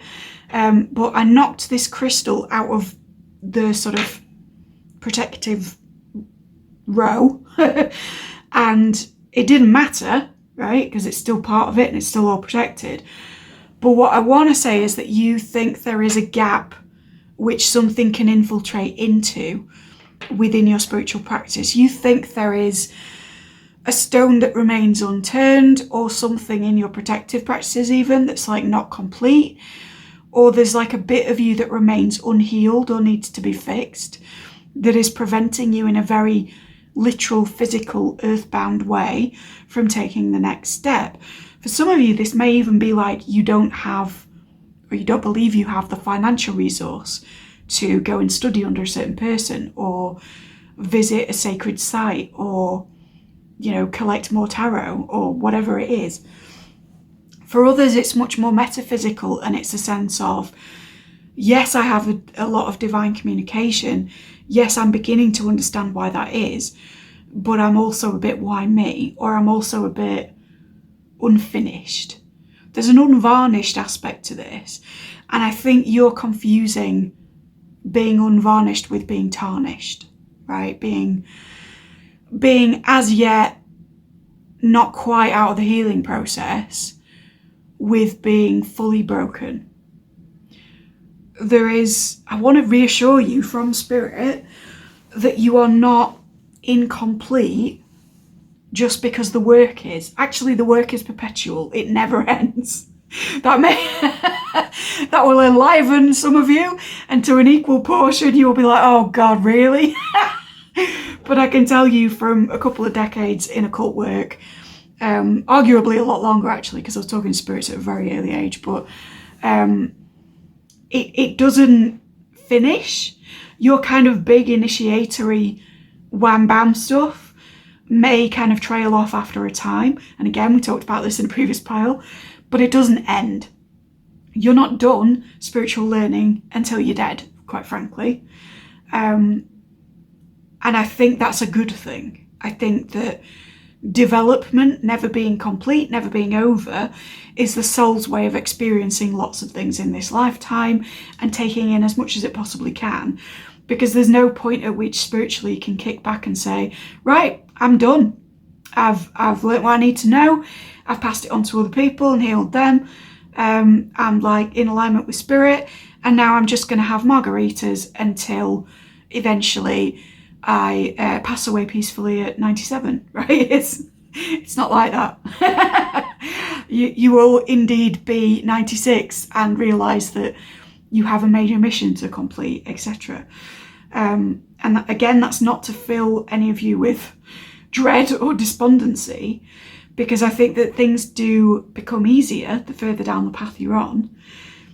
But it's also this sense of like, why are you taking yourself to task for a part of your healing or journey or building up of stuff which is incomplete? For some of you in astrology as well, because of the star, when actually you know that nobody's ever done on a kind of deep level, and that's probably good. Again, on a deep level, whether or not we hate it. Seven of Cups reversed, you feel like options are closing down to you. This is again in the sort of very material, very earthbound realm. So this is a sense of lack of abundance, a sense of lack of opportunity in the material, or being presented with so many options for what to do next on a purely kind of physical action in the world level, that it's almost like the dragon of your preconceptions, inner demons, etc., is infiltrating in these ideas and sort of convincing you that none of them are suitable. Remember in that case that the dragon guards the treasure, right? And we've, again, with the dragon imagery, we had the missing piece in the armour, which makes me think of Smaug. And then we have this like thought form creeping in while you assess your options that says, well, there's so many there, none of them can be for you, or you won't choose wisely, or whatever it is. But that thought is the thing barring you from the treasure of your soul, as described very well in a Four of Pentacles card. Notice also that all of these things are holographic, right? They're projections. They may be projections that, in terms of physics, have integrity from all angles and all that sort of stuff, but they are still just projected ideas. So even though we're speaking about your materiality, a lack of physical resources may not be the full picture at the moment. It may be the picture that is the most high def projected for you, but it's not the whole thing. Indeed, you could call it like an expression of a platonic ideal of that thing, in the sense that, for instance, if you're experiencing a lack of wealth at the moment, just as an example, it doesn't have to be, what you're experiencing is the projection of a lack of inner or spiritual abundance manifesting as there's no fucking money in my bank account, right? And I want to say that wasn't an affirmation to whoever's listening. So it's not, and I'm not victim blaming with that. And again, I should state, as I did for Power 1, that all my readings are for entertainment only, thumbs up. And, you know, don't take medical, financial, legal, etc. advice from me. Use your best judgment. I'm just here to impart what I see, and you don't have to agree with it all, right? But it's not victim blaming to say that your perception of current events as they're holographically or circumstantially manifesting for you is not necessarily the whole story of what those forces are or mean. And if you want proof of that very principle, my dude, take the idea that you cannot conceive of having a lack of riches without the idea of riches, which also simultaneously exists and can be selected at any time.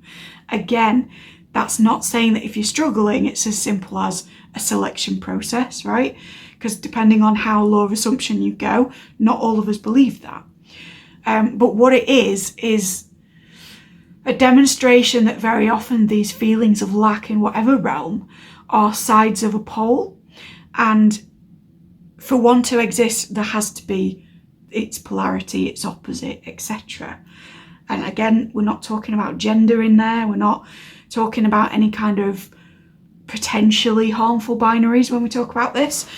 But it is an esoteric truth that polarity is one of the functional laws of the universe. And that if you can see the absence of a desired thing or the presence of an undesired thing, hello Mark Fisher, then you can kind of conceive that the opposite has capability to be true, because that's the way the world works.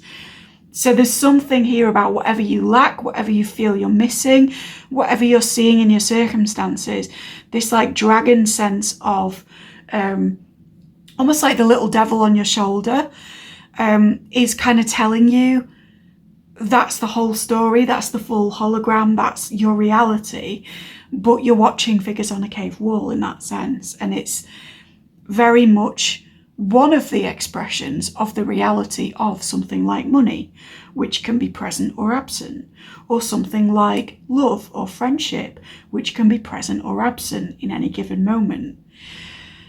And the answer to kind of dealing with that in the circumstantial is not even necessarily to try to take your mind to the opposite end of the pole, but instead to say to the dragon directly, "Hello, dragon, it's kind of you to be here.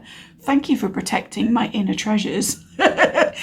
What I'd like to say to you today is that in my experience of the absence of money, what I would like to tap into is the pure idea of money, and whether or not it manifests or doesn't manifest, the idea that it is a concept, it is its own paradigm, it's something I can explore from an ideological and empirical perspective. Empiricism emphasized because we're in the earth element. So it's kind of saying, you know, say your example is, you don't have bread on the table, right? So what you're seeing is the holographic, circumstantial presentation of bread in its manifestation as not being on the table, absence of bread, which is part of the bread umbrella, but, you know, an inconvenient part of it, a really harmful one in some cases.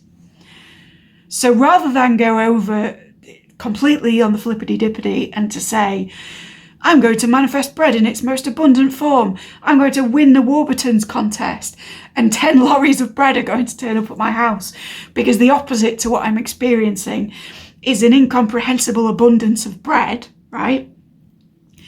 Instead of doing that, which your dragon would very much argue with, you say, if absence of bread is true, winning the Warburtons contest is also true. Sorry if you don't have that brand anywhere else in the world, by the way. I'm just...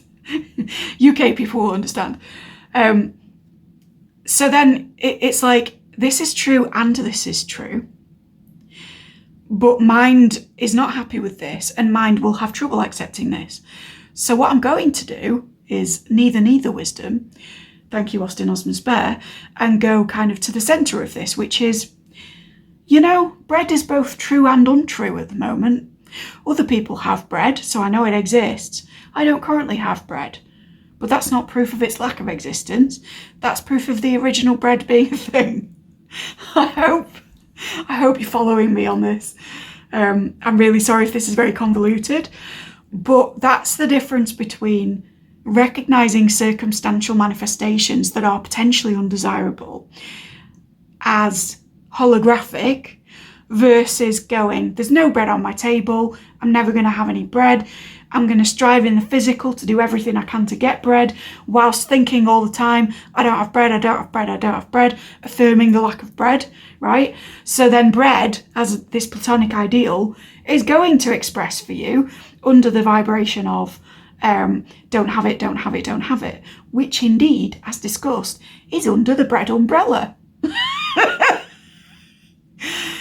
And again, it might not be feasible for you to go completely in the other direction. If you don't have 2 pennies to rub together, it's not always the best course of action to listen to manifestation YouTubers and just pretend you're a millionaire, right?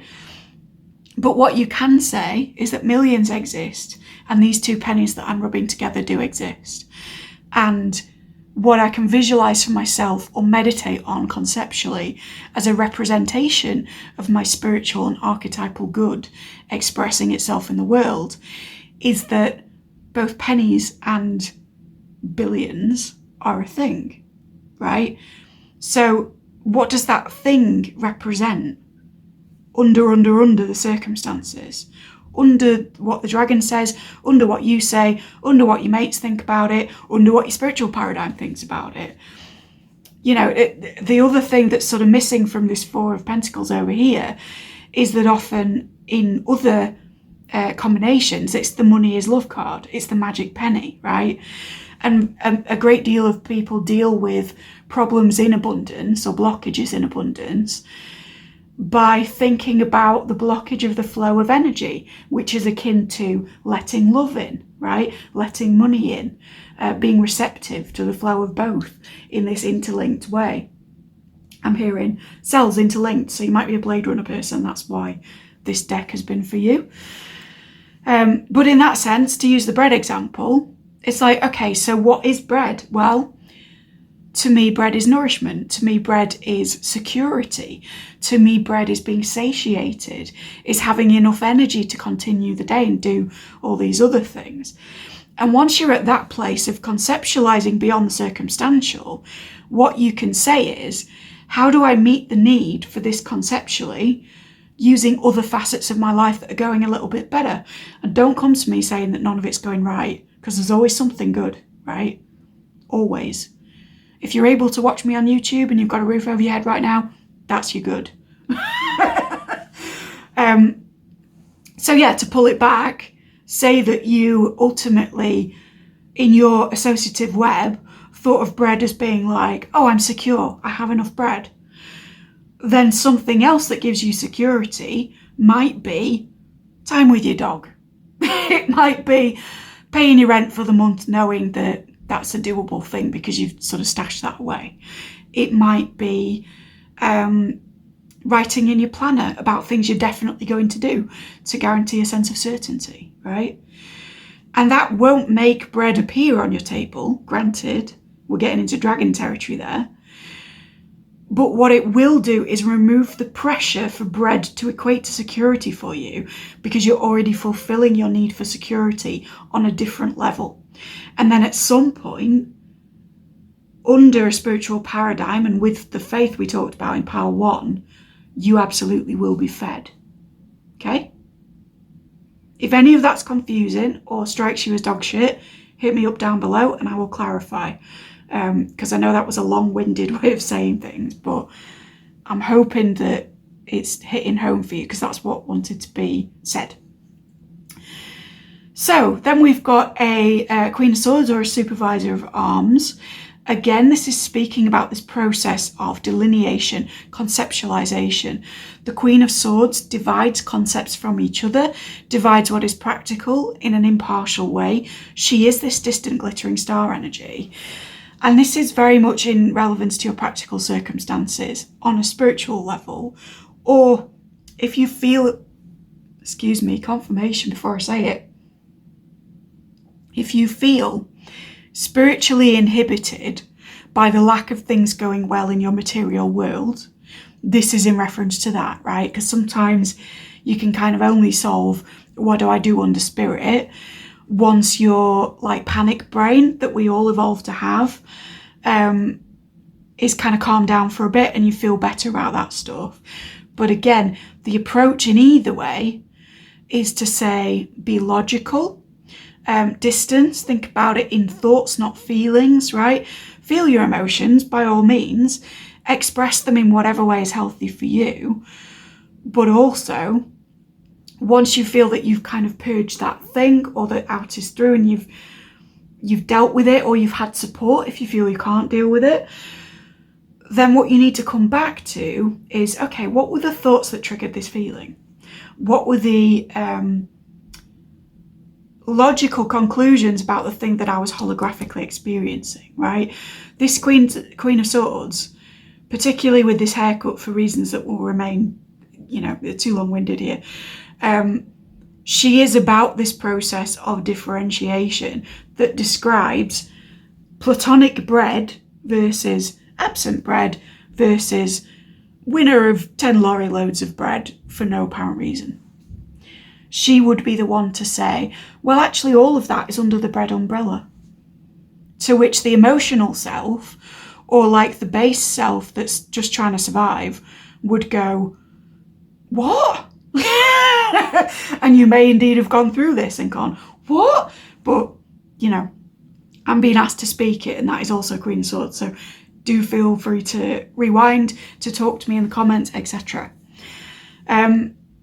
I think if this is more directly to do with your spirituality, and it's not that you're inhibited by the material at the moment, there's something here about like the Star and the Queen of Swords being a very synonymous energy. It's very sort of Aquarian.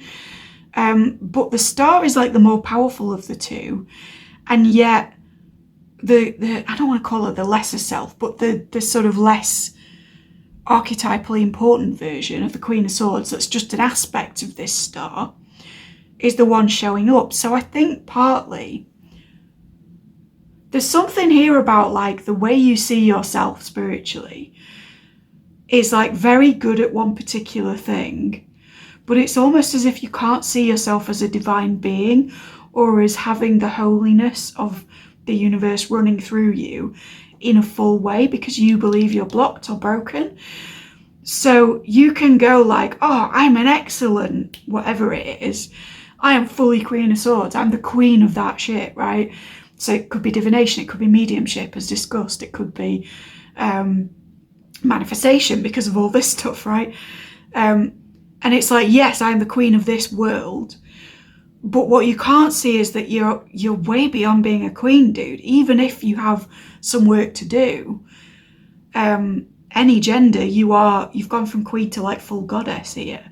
And I think that you're not willing to see yourself as that just because some stuff's unfinished, which logically the Queen of Swords would disagree with, and materially is not true. All right, let's go up to your actual swordsy portion, your air bit. And we have a Tower reversed, okay. A 7 of Zent, or a 7 of Pentacles reversed. And then we have the 3 of Cups clarified by the Supervisor of Zent or the Queen of Pentacles. Okay. I'm told this is like something to do with techniques for you.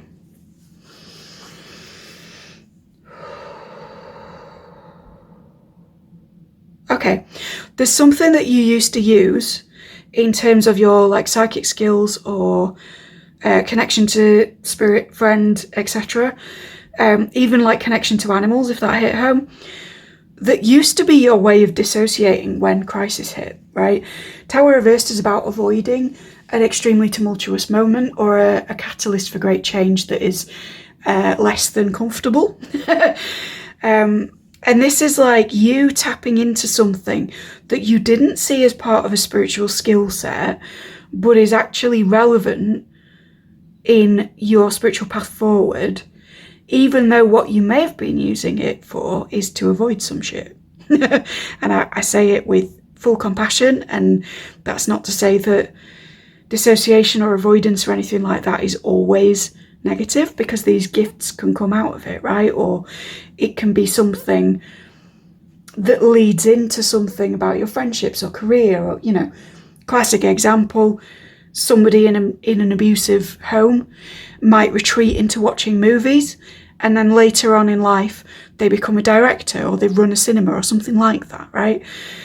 There's something similar to that or akin to that with you, where you will know what your kind of retreat mechanism or defense mechanism is, and there is something to that which has a spiritual component that you've not yet seen.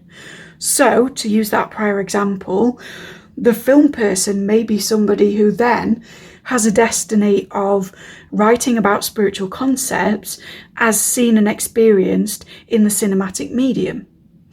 Or, I don't know, to use another example, if you're somebody who struggled with avoiding or kind of shoving down your feelings with, sorry if this is triggering, but like excessive use of food, then you may be somebody for whom spiritually your next step is to look at using herbs and things like that in culinary practice, or feeding others as a part of spell work or literal nourishment to clients that may come to you for healing, etc., etc. The flip of that, by the way, does exist in that, again, I don't want to trigger anyone, and you should definitely seek professional help if this is you, because I'm not qualified to deal with it. But if you've had trouble with, for instance, restricting, then the spiritual gifts of that may be that although it's not healthy to restrict in a dietary sense, you have built up within yourself a kind of fasting stamina which can be applied under a spiritual context or paradigm. So there's this sense of like camel energy of like, I can go for a long period without XYZ.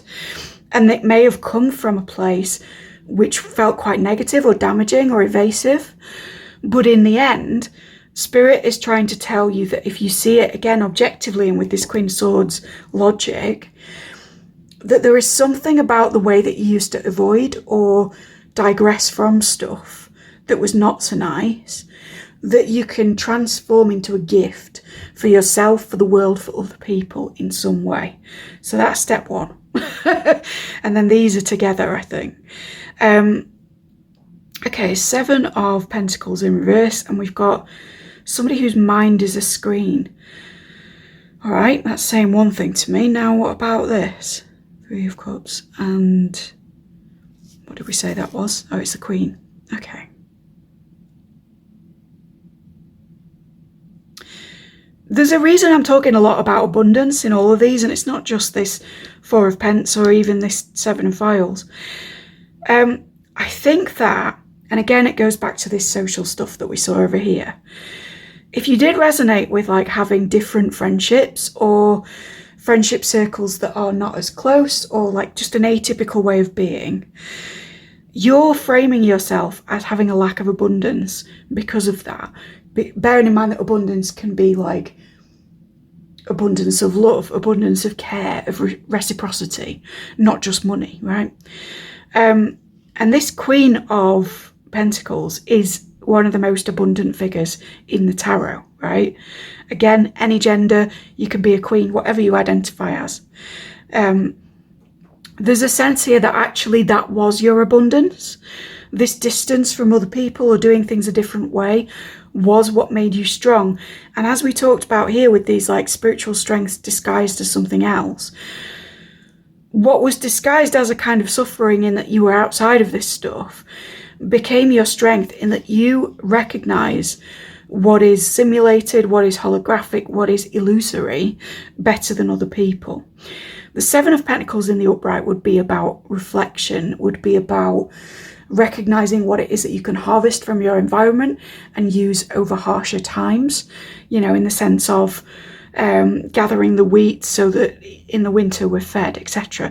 Back to bread again. If you're a baker or something, hit me up in the comments because there's a lot of bread references here and I'm not hungry, so I don't know what that is.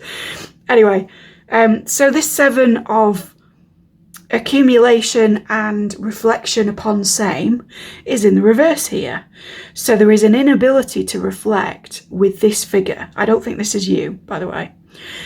And then with this screen on the side of the head and this Queen of Pentacles looking at screens, what I want to say really broadly is like, if you'd have been more immersed socially or you'd have been immersed in a different way, and for many of you this will relate to social media, you would not be able to tell what is bullshit advertising, what is algorithmic chaos, what is, depending on your paradigm, control from higher and not so great forces upon the mass populace, because you would be concentrating on being aligned with your peers rather than being aligned with your mental assessment of what is going on.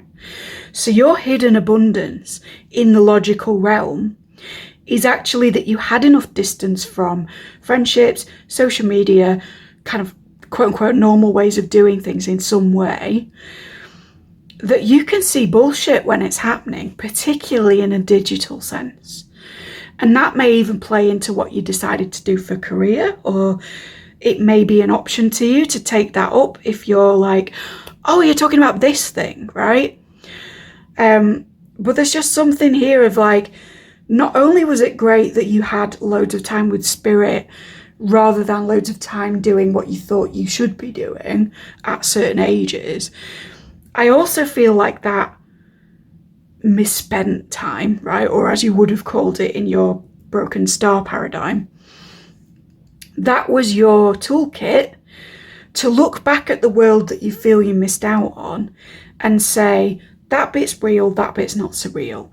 That bit I jive with, that bit I can take or leave. This is particularly true if you are a spiritual worker or healer of any kind. And even more true if you're in divination, because right now there's a lot of shit going round. Subscribe if you haven't and you agree with me on that, because I promise you that you can always be upfront with me on these matters, and that I try not to perpetuate bullshit where I see it. But there's a lot of stuff going on in the spiritual community which is misleading, damaging, and in some cases causing active harm which benefits financial interest higher up, right? Not going to go more into that because I don't want to tinfoil too much on this channel, and I also think, like, if you're ready for it, you'll know what I'm on about, and if, like, that's not your paradigm, that's fine too, and I'm referring to other stuff, right? But it's just like, what I want to say is that the realm of illusion has now extended to the spiritual circles. Arguably it has always extended to those circles, but just in less obvious ways. But as I'm filming this in 2024, there is misdirection going on. Sometimes it's innocent misdirection, sometimes it's for financial incentive, and other times it is wholeheartedly purposeful, and it's about hierarchical maintenance, or about disproving things that one can't integrate oneself, or indeed about very nefarious kind of global stuff, which again, not going to go into. You are someone, I think, who sees this, or who has the ability to see it more than your peers, whether or not you, like, acknowledge that that's one of your gifts. You just see through the horse shit, man. I also want to say, for some of you, like, you might deal with elementals and with glamour work and stuff to do with the good folk in that sense, because there's a sense here of being able to see through tricksters. And I'm sorry to rub you up the wrong way if you're, like, one of those people who thinks that tricksters can only be negative. But if you can see other people's trickery, then one of your higher calling paradigms is trickster ideology and being a bit trickish, a bit slippery yourself for the higher good. Bear in mind as well that tricksters were sacred figures, mythologically speaking, sort of pre-Christianity. They were very much, I mean, even in Christianity, if you count Solomon, but they were very much like figures who were outsiders, again, perhaps more in touch with spirit than with people, who came into a community and said, this polarity of this isn't right, this polarity of this isn't right, how's about I do this in the middle chaotic thing?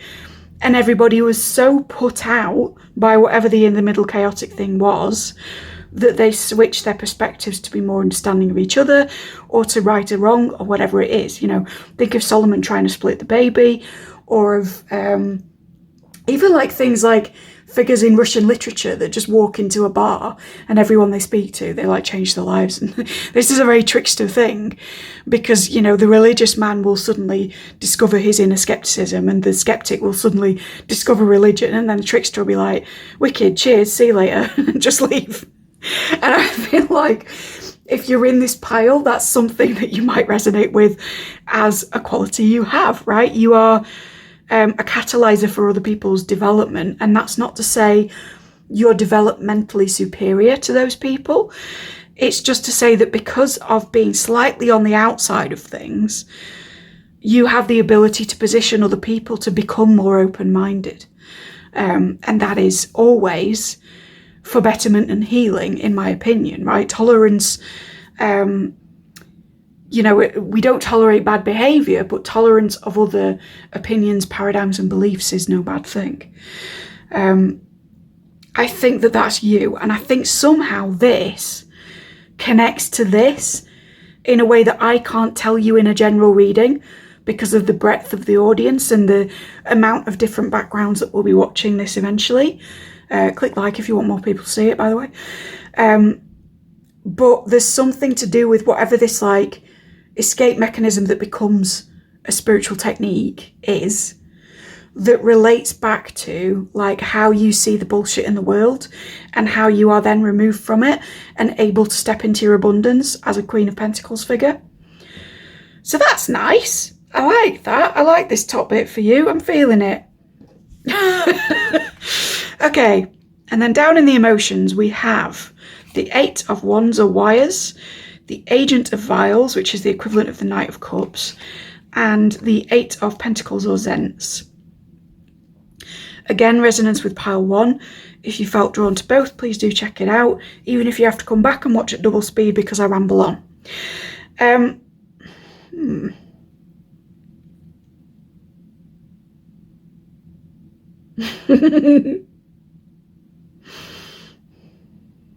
Hold up, guys, I'm just receiving.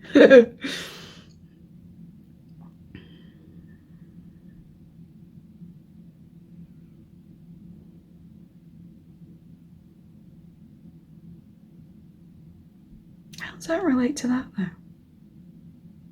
Okay. I'll be right with you, I promise.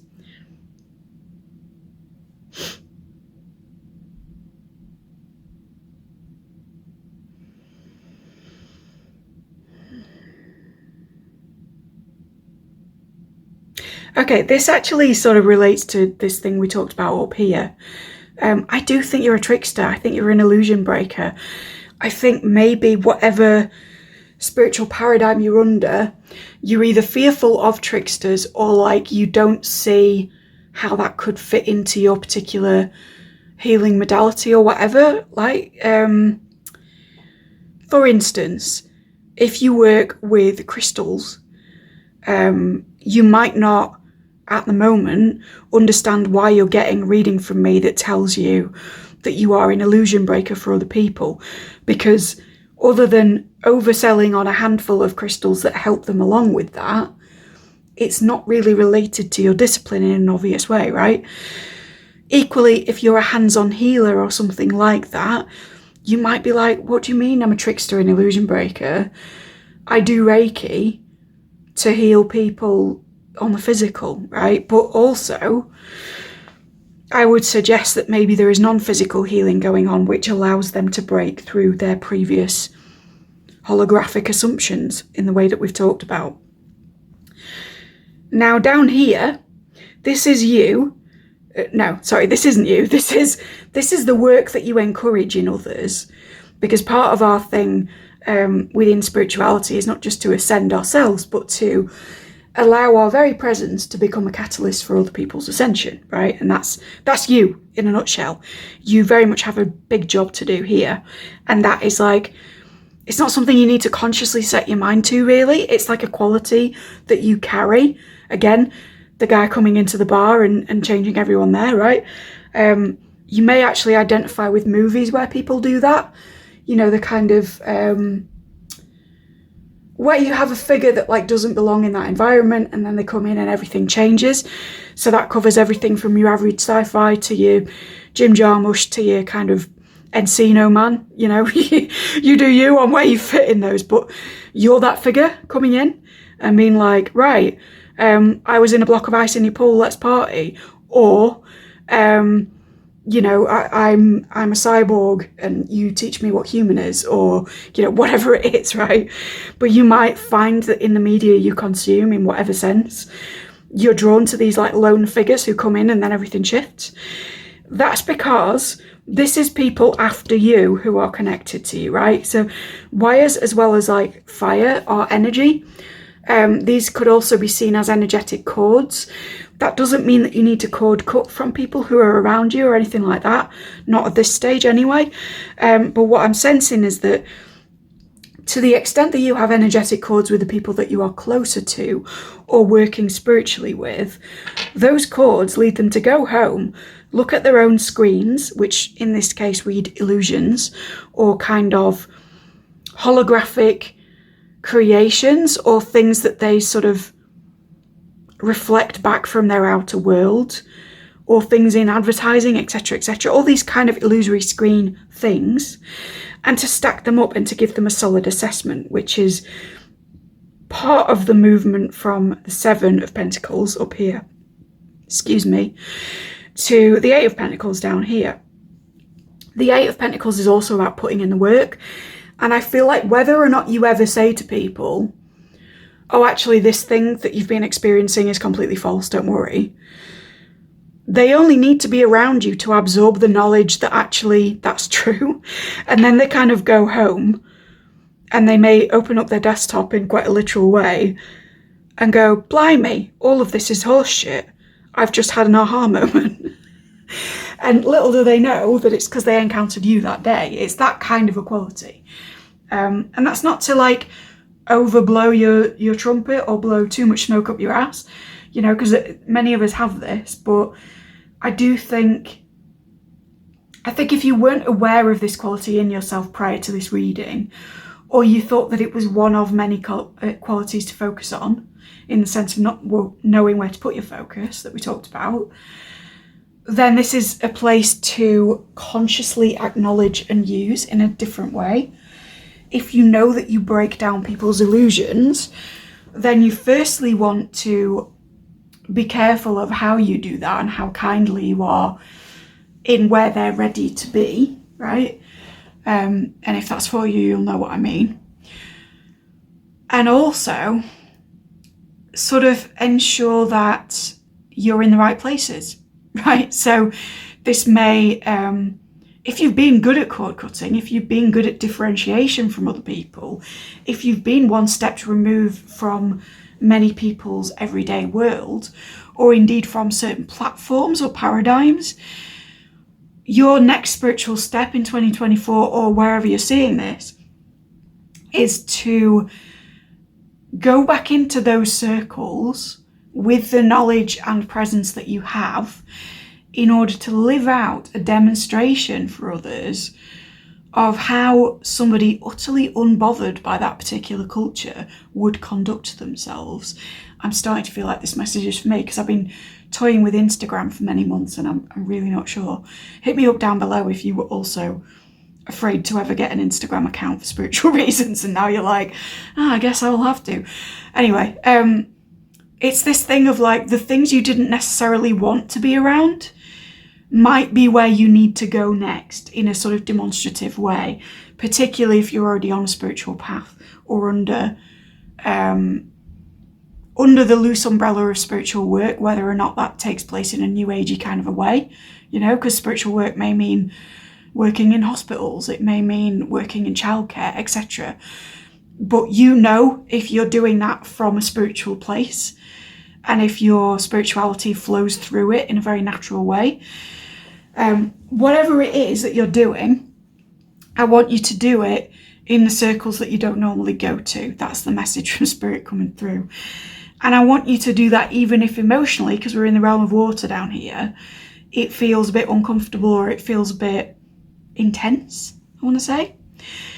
Because just by virtue of your presence in those realms, whether they be digital places or physically around the sorts of people you're scared to mix with at the minute, you're going to have this catalyzing effect, and that's going to be rewarded back to you in, again, one of these divine laws, which is that as you kind of pay out to the universe, you also receive back. If you feel that that's blocked at the moment, with this you lose over here, it might be that you needed to see this reading and think more consciously about how to implement stuff for that flow to come back around to you. And if you want to like timestamp down below or something and come back in 6 months once you've applied this and say, hey, yeah, it did come back to me. I got this sorted out, or I received this, or now I have a house, or whatever. I'd love that. Just say it. The way this relates to these is that, like, you are essentially bringing into other people's worlds a sense of the magic that is possible. Notice this person has an equidistant cross on their back. This is both a crossroads symbol for you magical workers and a protection symbol that is used in lots of religious circles and kind of predates those religions as a cleansing device, right? So you are like I am whole, I am cleansed. You're also in a particular quadrant, and that makes me think of astrology charts. So you would be, again, social, right? Because you'd be in the 11th house with this little dot. Sorry. Yeah, you're moving through these circles at high speed, because not only are you cups, but you're also on the bike, right? And you're doing so wearing kind of the gang stuff of spiritual worker, right? You're in the colours, if you like, of somebody who's led a very different lifestyle. I think to people, even if you look like everybody else physically, I think energetically, most people see you and go, different. There's something going on there. And many of those same people will consciously know that it's a spiritual background, even if it's not like, it's not even like you're necessarily wearing signifiers or cues in the way that, like, you know how like stuff is like queer coded and you can go, oh, this character looks like this and they're saying these things, and that's a sneaky nod to the fact that they're actually a lesbian, or, you know, whatever. It's like, it's not that you're magic coded exactly, but it's that you bring an air of that wherever you go, so people kind of get the vibe.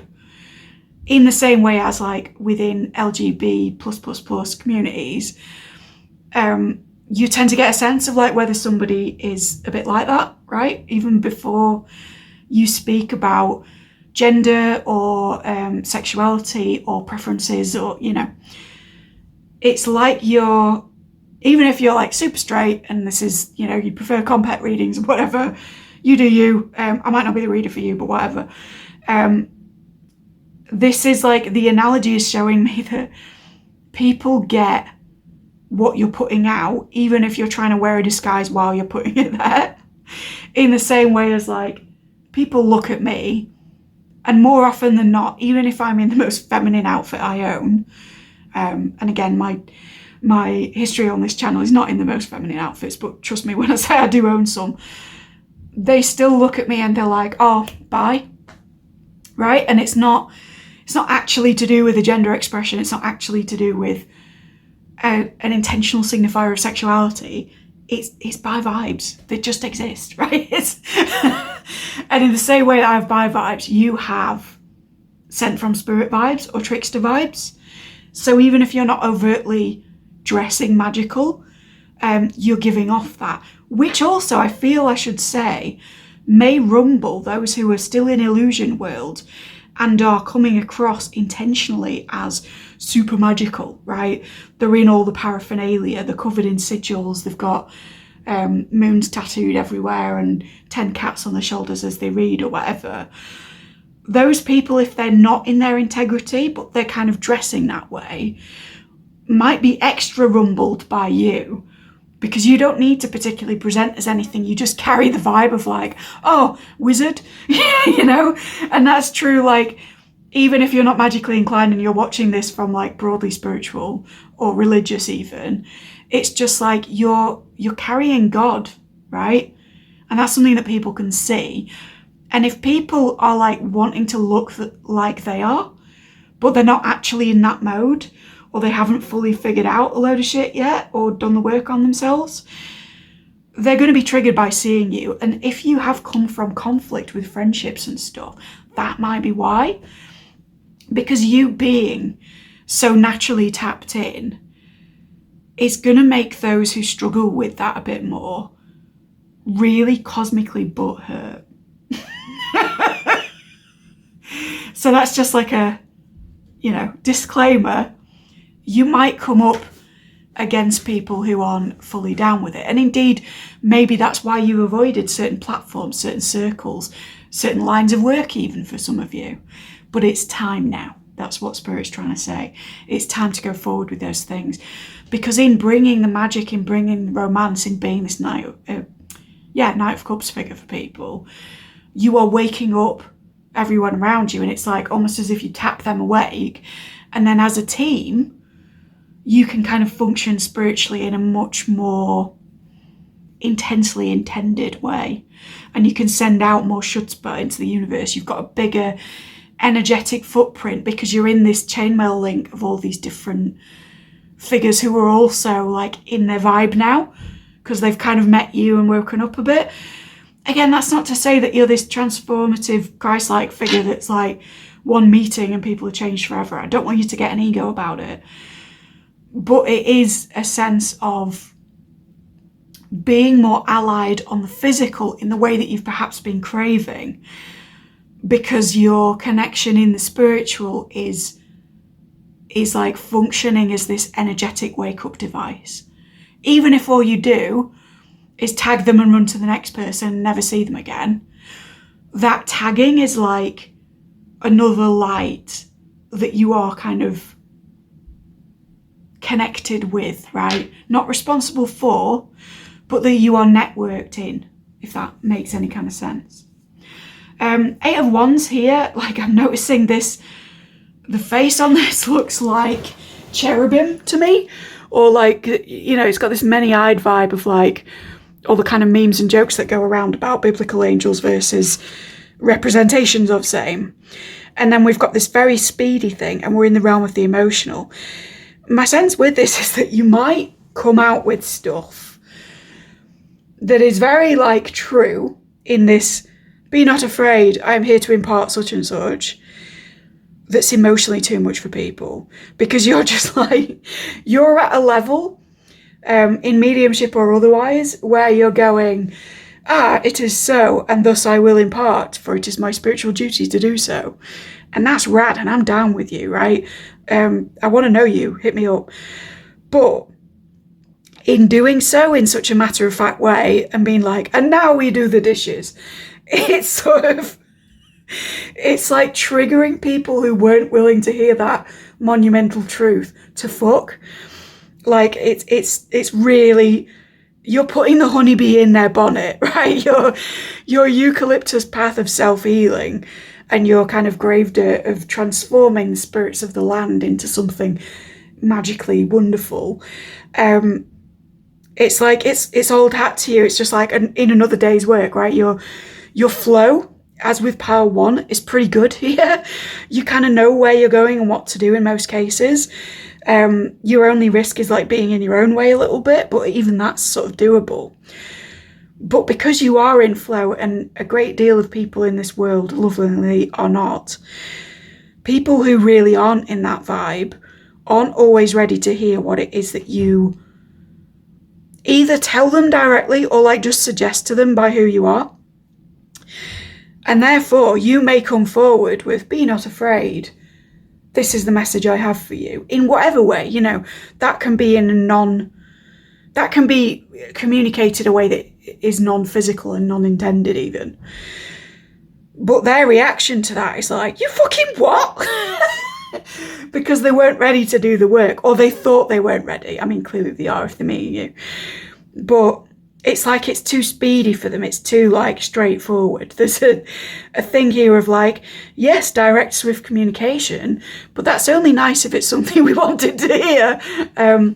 And as with me in the last reading, having like a small coughing fit because of the reaction of the audience, know that if you are sort of on a path of spiritual truth, sometimes the things that you take for granted as being a prerequisite of your actions, or just a part of your day, or information that you might want to pass on, hits other people so badly that they think that it's you hitting them badly, and they go to the sort of abject terror that you hear about with angel visitations, right? Again, with the Gabriel references that came up the last time round. The previous pile even. So it's like, yes, you're in star mode, and yes, you're almost like ready to acknowledge that you are full star and not just queen, but also stars are really bright.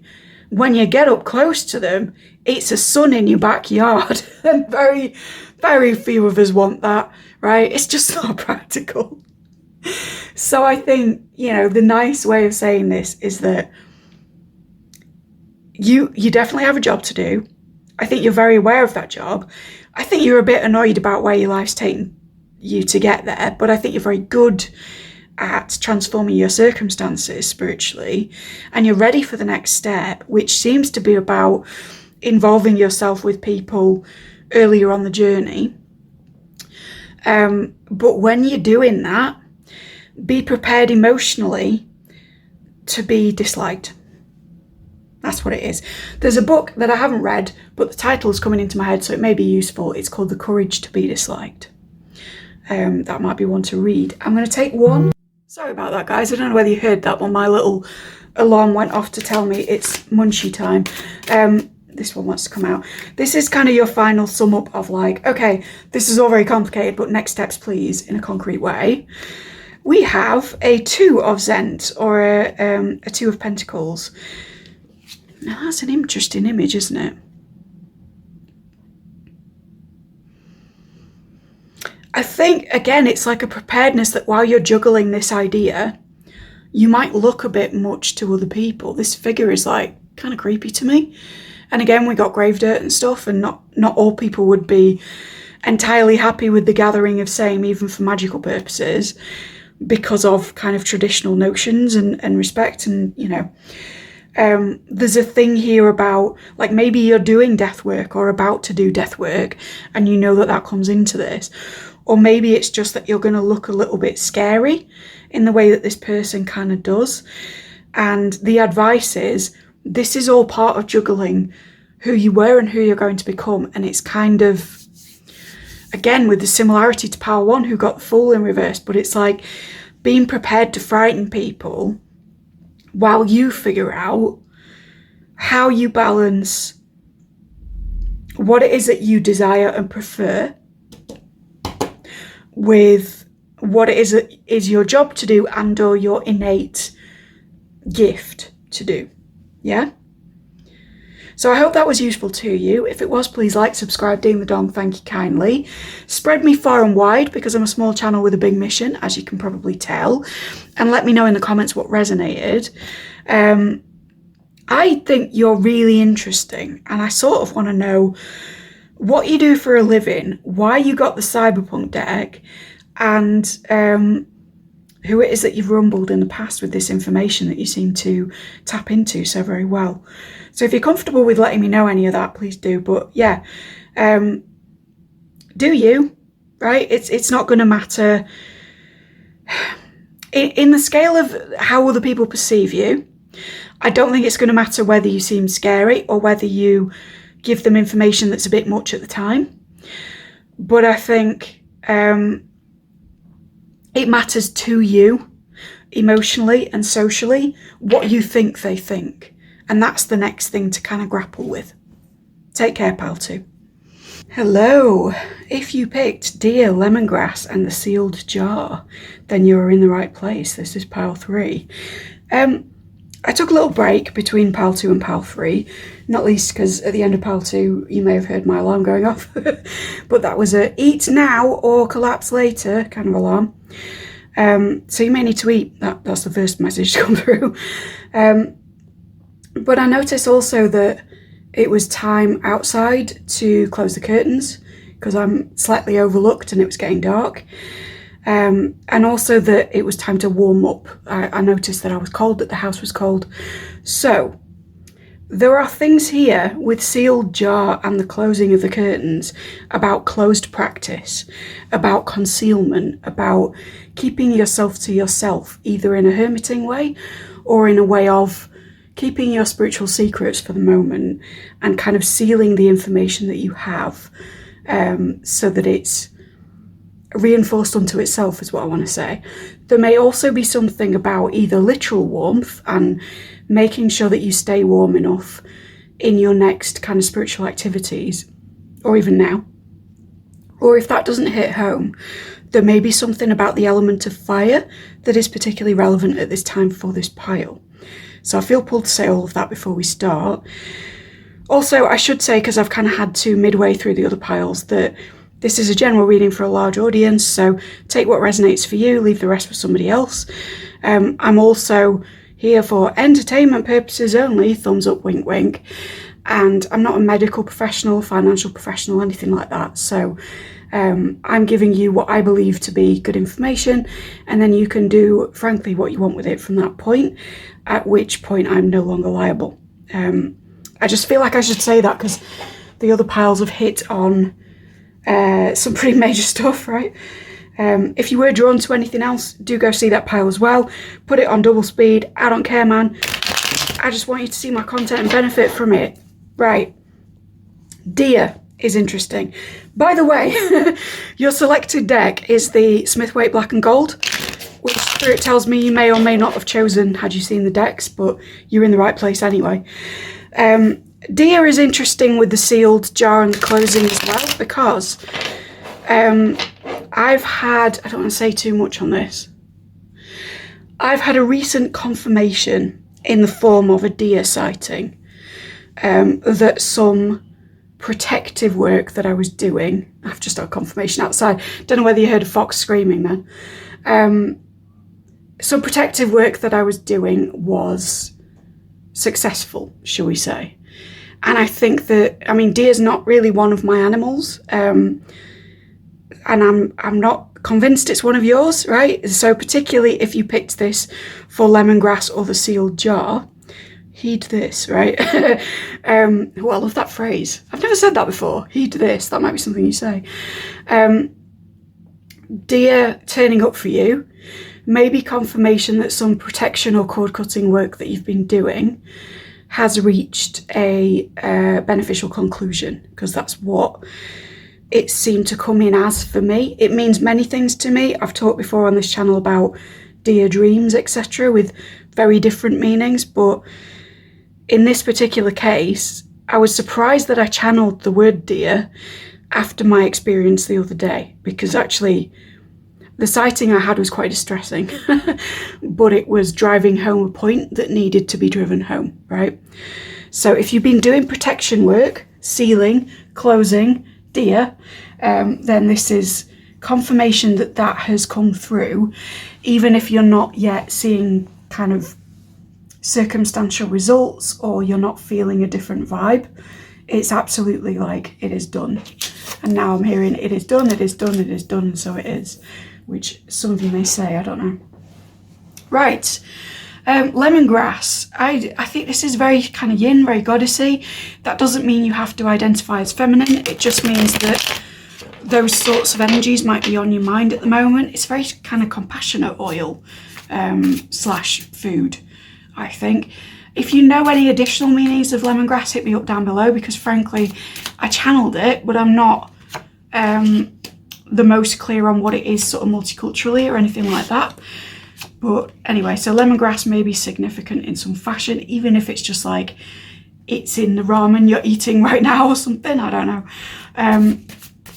Sealed jar, again, protection work, but also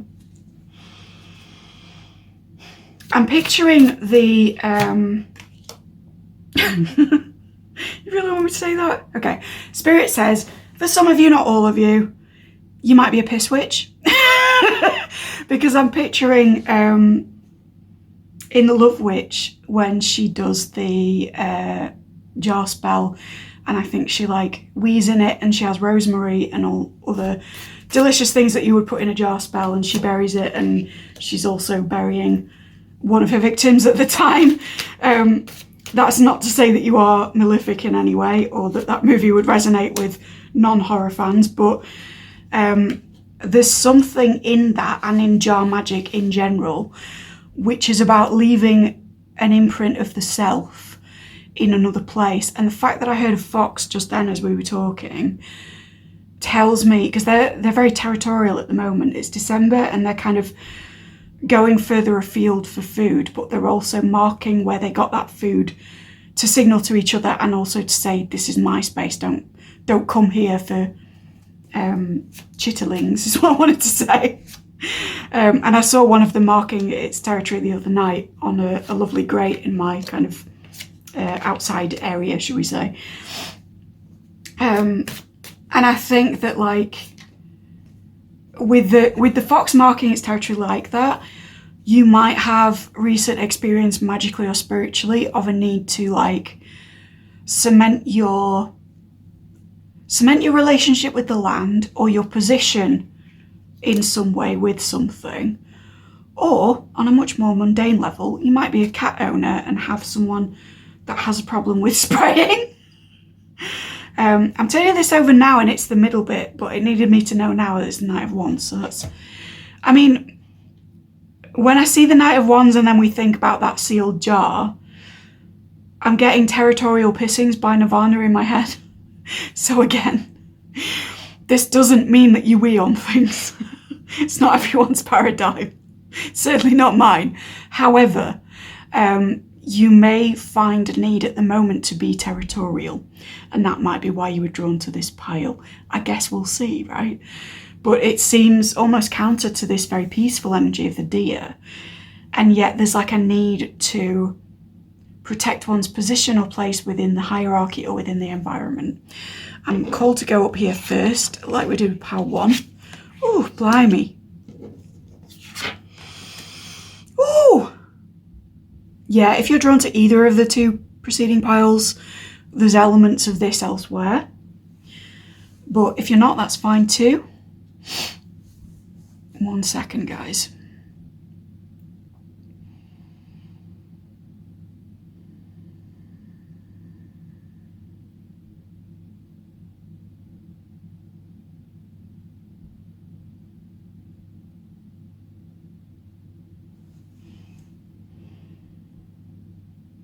Just going to take a clarifier for this middle one.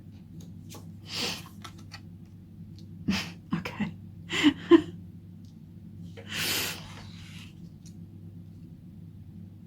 Right, so like pile 2, you've gone through a healing process here. And I want to say that you've intellectualized your way through it. Now, that doesn't mean that you haven't been in your emotions recently, or that you haven't experienced physical traumatic effect. What I instead feel is that you've used some kind of mental modality to get over what it is that you've gotten over. I'm just going to check the camera. I'm paranoid. Yeah, we're all good. Or are we? Yes, we are. That's really odd. I couldn't see the time counter. And there is something in the middle of this about not being nostalgic over lost things or lost time, or there's no point reflecting on this and going back now. There's like, it's sort of like, oh, I can't see time passing, it's fine. Or I don't want to look at the past passing, it's fine.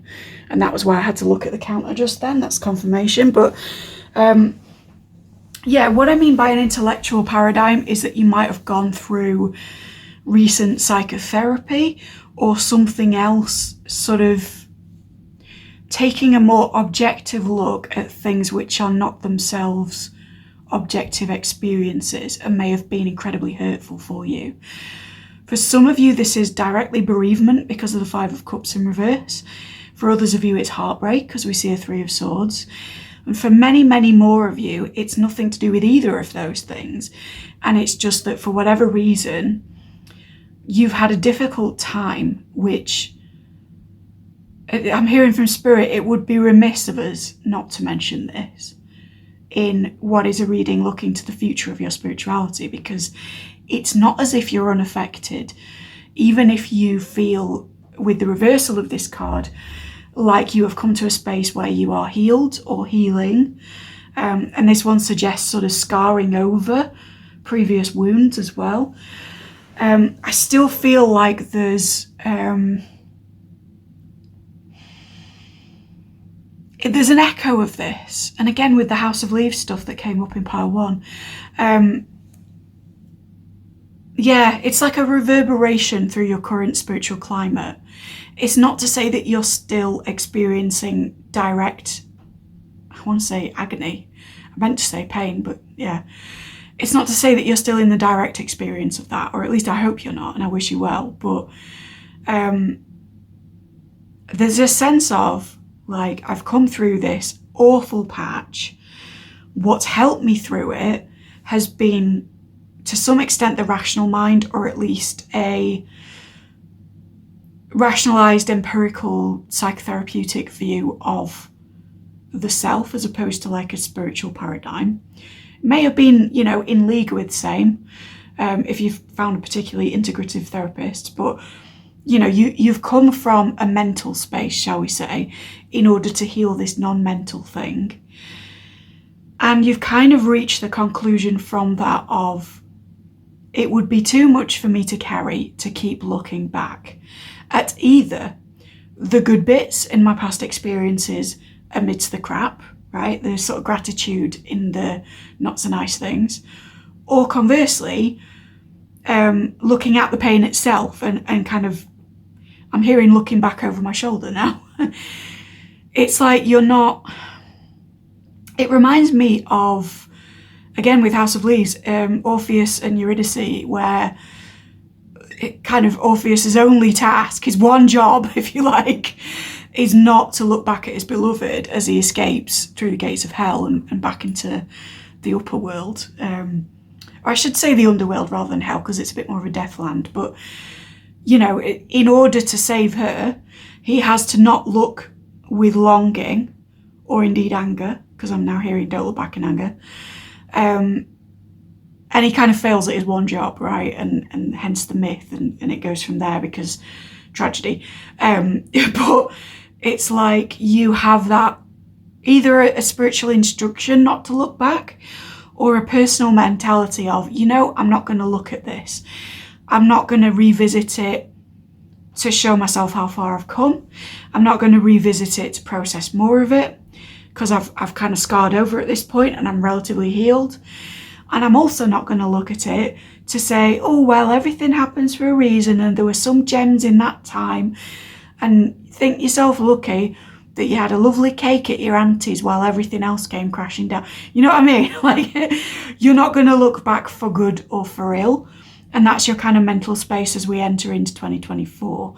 And I think Spirit is confirming this, not just because it would be remiss not to mention such a crucial catalyzing thing, but also because that is quite a good attitude. When I look at this sense of scarification over internal wounds, I'm feeling it's more a Furiosa vibe than it is a don't look and it might go away kind of vibe, right? It's very empowered. It's very, yes, I may be different now, but I wear my difference as my strength, and I can forge forward with levels of resilience that most people probably never have to contemplate. So that's where we are. I didn't expect this to be, again, a time-based reading in terms of like, here is your present day. This was meant to be more intellectual realm, but Spirit wanted to acknowledge that this is the place that you're in and that you've done very well, and you've put this kind of psychological work in to where you've arrived at, and that indeed those things are healing over. And rather than look back and kind of pull the swords gradually out of one's heart, you're correct that the better thing to do is to let it all kind of scar over, let it all fix. I'm now like, it's a really gory metaphor and I'm sorry, but there's a thing of like, do I take it out or do I leave it in when somebody's got like glass or a stab wound or a bullet or something? And sometimes it's better to take it out, like in the case of a bullet that has yet to do more damage. And sometimes it's better to leave it in until you can get to a professional, or leave it in altogether, as in the case of like some shrapnel, some glass wounds, etc. Sorry, I'm a horror fan. Gory imagery is sometimes what Spirit sends me, but it's this thing of like, even if there's something of this past event still in there, they're confirming for you that the correct thing now is to move forward, because your body is healed round it, your mind, your spirit, your emotions have all healed round it. Let's look to those emotions, shall we? What's the emotional guidance from Spirit? Oh, wow. See, we talked about power in pile 1, which I keep referencing, and you are equally a very powerful being, but in such a different way. It's like a gentler power. Pile 1, it expressed in this thunderous, kind of light up eyes, Godzilla level power. And with you, it's much more of like a Fred Rogers energy. It's sort of, it's Bob Ross power is what I want to say. If you feel drawn to get a reading elsewhere on my channel, by the way, I do loads of readings with Bob Ross playing cards, doing cartomancy, so that may be for you with this energy, but I feel pulled to say that. I think you are no more or less powerful than the Godzilla figure in pile 1. You may even be the same person watching two piles. However, you go about things in a calmer, kinder, more integrative way that makes me think of like originally Fern Gully, and then when they ripped that off, like Grandmother Willow. I hear there's a Fern Gully reboot about to happen, and sorry for the sidebar, but I need to talk about this to somebody, right? I'm dreading it because Fern Gully is my childhood. It's part of like why I became witchy in the first place. And I'm just absolutely terrified that they'll ruin it for a new generation. Yeah, I can't not. Like I went in for major surgery when I was 7, and literally the first thing on waking up from, not just from anesthesia, but from like weeks and weeks on ventilation in ICU, they were like, is there anything you want?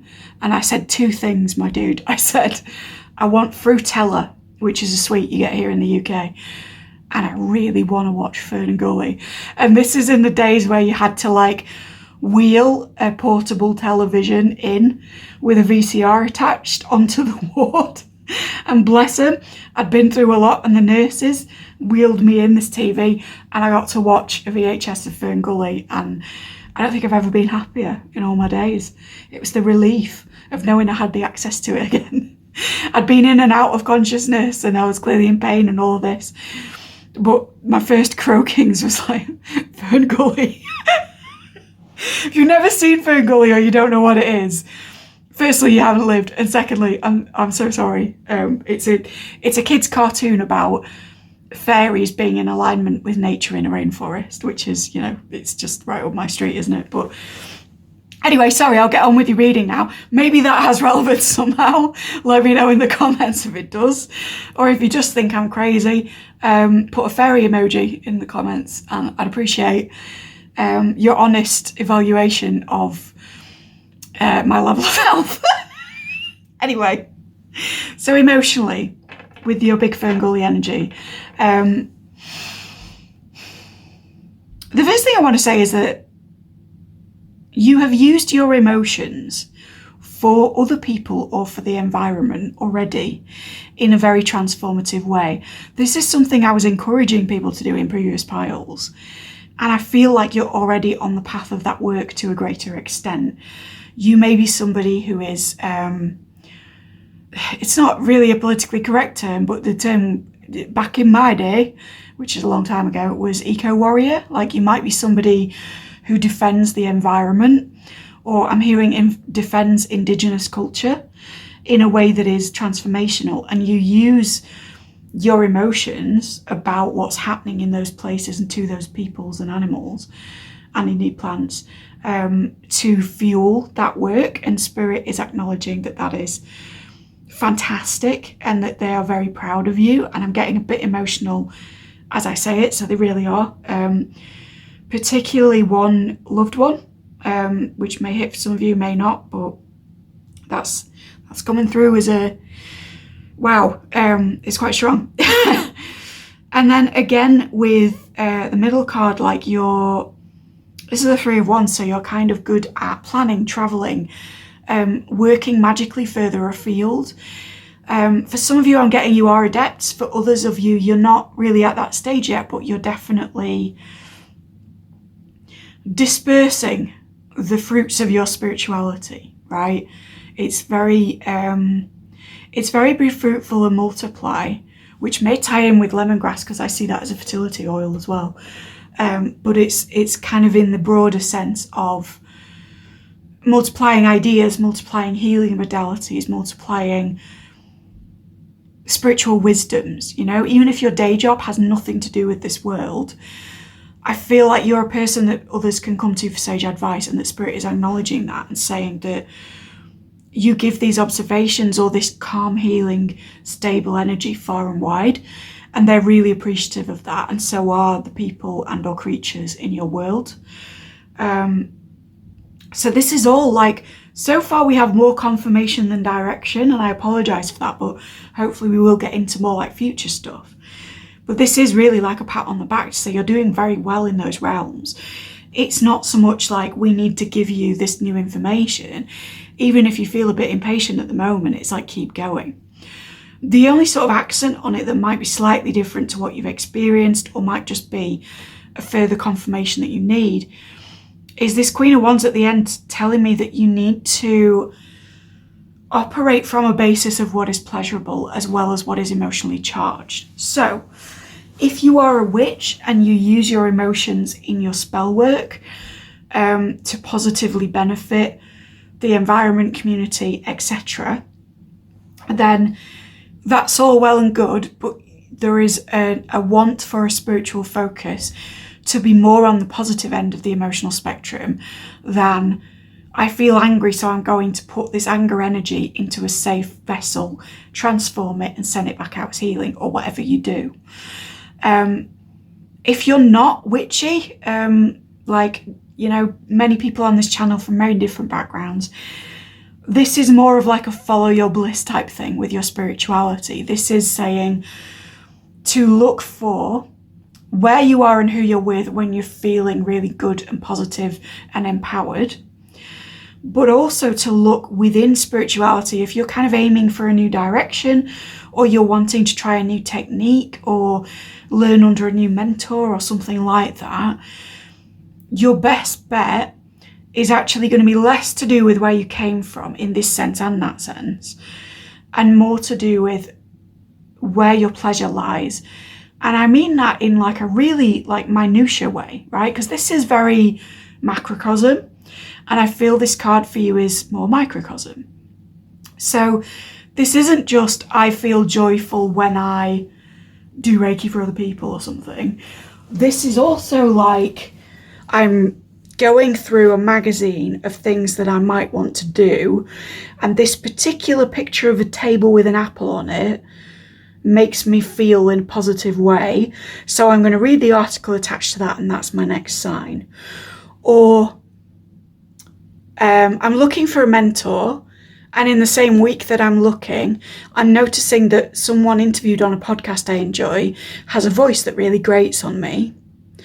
So then when I'm in dialogue with people who are possibly mentors, and someone has the same quality to their voice, that's away from my pleasure. So spirit is telling me that that's not the person for me, and to keep going, to keep looking. Do you see what I mean? It's like looking at the tiny, tiny details of something that wouldn't necessarily mean anything to somebody else, and saying, where is my bliss in this? And where is my bliss absent? And what does that feed back to me about what my next step is? So again, like, not to interrupt mid-reading if you don't like me, but if you watch a lot of tarot, which readings do you come away from feeling better? Which readers do you kind of think, I wish that we were friends in real life? Or, you know, I would come to you on a private booking basis. Link in the description, by the way.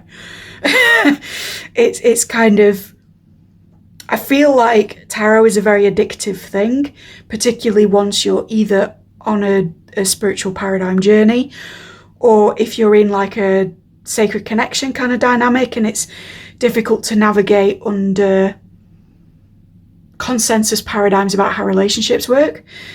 And if you find that you've been watching a lot of content, spirit is calling you to really be vigilant about which of those things are relevant to you. And you will see the relevancy not by whether the reading blows your hair back in a particular way, but by whether the reader and the environment and the aesthetics and the way they speak and whether you think you'd be friends with them, etc., resonates on a deeper level with you, even before the messages come out, right?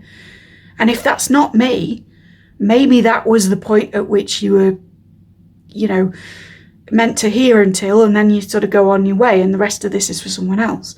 And that's fine. I don't mind whether you like me or whether I'm the reader for you. I'm just asked to give the messages. That's what I do, right? I'm here with the Telegram. Anything else beyond that is kind of up to you.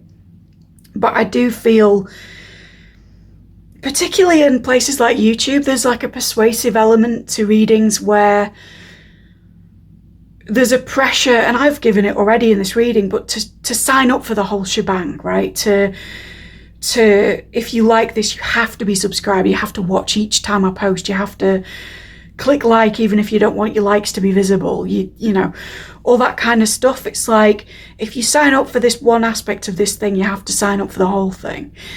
And that's partly because many people out here, like I do, make a living from this and, you know, gain clients from YouTube readings, and we have to put bread on the table, again, Supel too. But at the same time, I think Spirit in those cases, and for those people that hits, is advising you that you don't have to sign up for the whole thing with people that aren't resonating the whole way. There will be bits of stuff that's relevant to you, and you can take that and go, that's the bit I was here for, thank you, and go on your way. Particularly because, as with some of the previous pals, your sense yourself is quite attuned. And I think you have a really good sense of what's good for you, even in like a more logical way. You might be really good gut-wise as well with this, but, you know, however it is that you operate, you know what's beneficial, generally speaking. And I think that if you feel almost guilt, like something is semi-beneficial, but you feel like you should say it's all the way because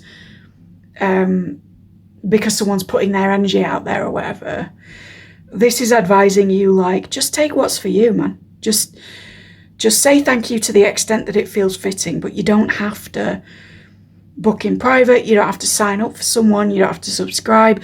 Or if this is like more of a general metaphor, not every spiritual teacher you come across that has something said that hits home is going to be one of your personal mentors for life. And that's something you really need to be discerning about at this stage, because people can be right so much of the way. I mean, they can even be objectively right the whole way, but it's not necessarily right for you. It's not necessarily that they're going to be the most appropriate person on all of your path. For some of you, you've broken away from a mentor recently because you feel like your interests are diverging or changing, or you want to incorporate more of something different. And Spirit is saying that's absolutely a-okay. And it's not like you have to feel like you're leaving this person in the dust, or you're doing a bad thing by dipping out of being their apprentice or whatever it is. It's more that they needed to take you to where they took you. And then for the rest of it, they need to take someone else, or you need to do something that's slightly different that they couldn't teach you because they're not you, right? The reason many of us on this path have a few, hiccups, confirmation before I start. Sorry guys, it's very impolite. The reason that so many of us on this path have like a few phases of different things we're into magically or spiritually, and may even have different guides for those different periods, in the spirit world and in the real world, right? Different teachers, is because there is no one set spiritual path that is completely appropriate for one person from start to finish. And I think you're hearing this now because some people can pour thousands and thousands of pounds or dollars or whatever into a particular discipline or a particular guru or a particular community before they realize that actually what they were going to get out of that they've already had. And I think that's again because we don't want to be, it's very like solar plexus chakra. It's like we don't want to be ungrateful. But sunflower is solar plexus too, and the Queen of Wands is represented by the sunflower. And I feel like this is sort of reaffirming you're not being a dick, you're not being an ego by saying some of this is for me and some of it's not, and I'm going to kind of stop at the point where the utility ends, is what I want to say. Particularly because up here and in this central column, you are very good at utility. It wouldn't surprise me if you had strong Virgo or like some kind of Saturn stuff that's very good around discipline and organization. There's something with you that is sure-footed in that sort of exacting way.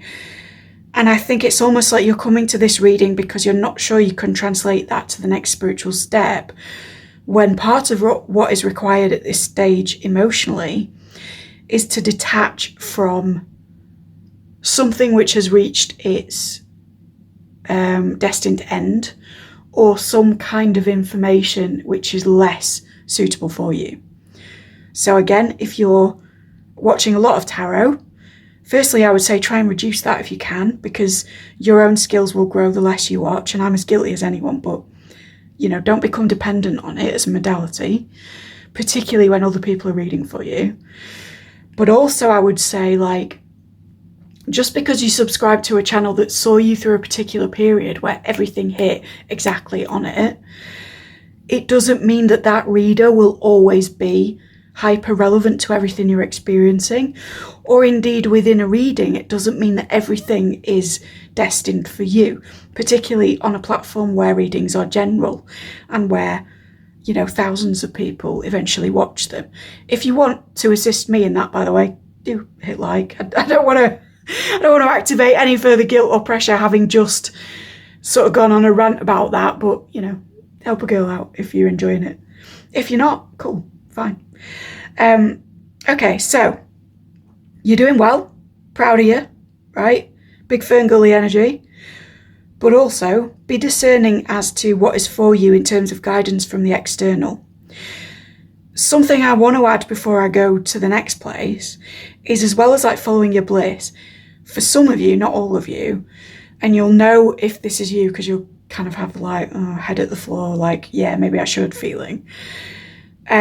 It really might be useful to have a week or a month where you strike from taking other people's advice in any form, right? So this can include tarot readings.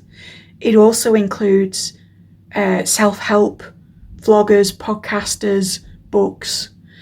It might include having a break from someone that you know in the physical under a particular healing modality that would advise you of a certain thing when you haven't quite sort of done the last stage, right? The most recent stage, or it's just not appropriate to like be in contact with them for a little bit. The reason I say go on strike or go on like what I call an information fast is that there is a suggestion with these that although you're doing fantastically and you're using your powers for good, there is almost like, I'm not coming for you here because I do it, but there's like a reliance on the spiritual community to tell you what to do next, or a reliance on the latest self-help book or New York Times bestseller to tell you how to most efficiently organize your life. A life which actually would be more efficient without the 6 hours it takes to read another person's perspective, which may or may not be relevant, you know? This is, for you, like avid readers, there is an energy here of like, if you've got a really long TBR, you read the first couple of chapters of something and you decide then whether you like it, instead of having to say that you're going to finish a book that you don't like, right? It's that principle, but in a kind of spiritual way. It's like, I'm going to sample this, and if I feel at any point that it's no longer resonating in terms of vibing high with it, and it's like doing transformative good things, then for now, I'm going to shelve it, or I'm going to pass it to someone who can use it, right?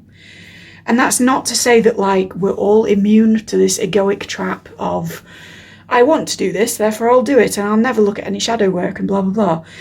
This isn't me encouraging you to do spiritual whitewashing. Instead, it's an acknowledgement that actually you've shown your capability to do shadow work. And I think that what's coming for you, either in 2024 or whenever you're seeing this, is that the next stage is about stepping into spirituality that comes from a kind of pleasure, or comes from what you're fired up about more than what has burnt things down for you, yeah?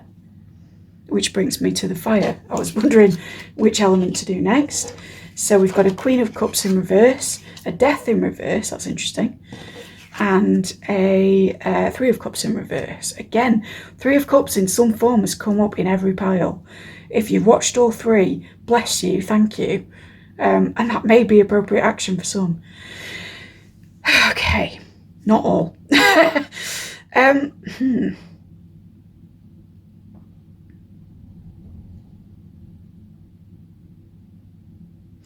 Queen of Cups reversed, and then the rain is suddenly hammering at my window.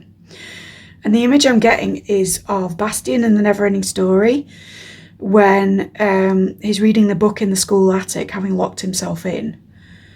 Again, it's like a sequestered feeling, a sealed jar, a closing off from the outside world in order to take in some kind of spiritual material.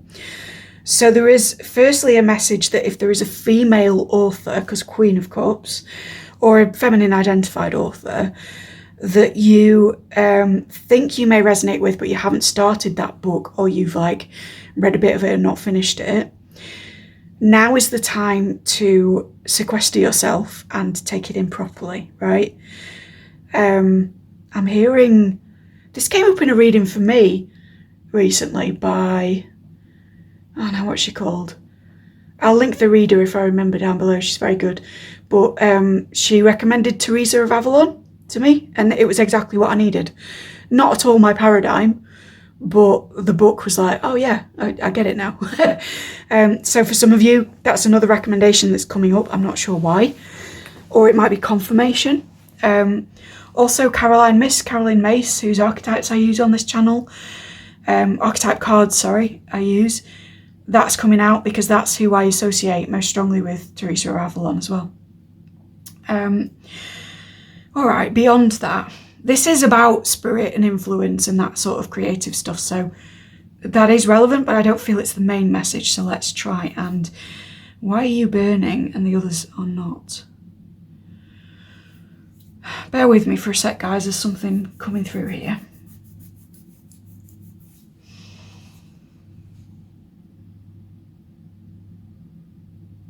Okay, there seems to be something dealing with Christianity that's come up in every pile, and I don't know whether that's because like I'm embracing my syncretic ancestral roots more, or because it's relevant to people listening.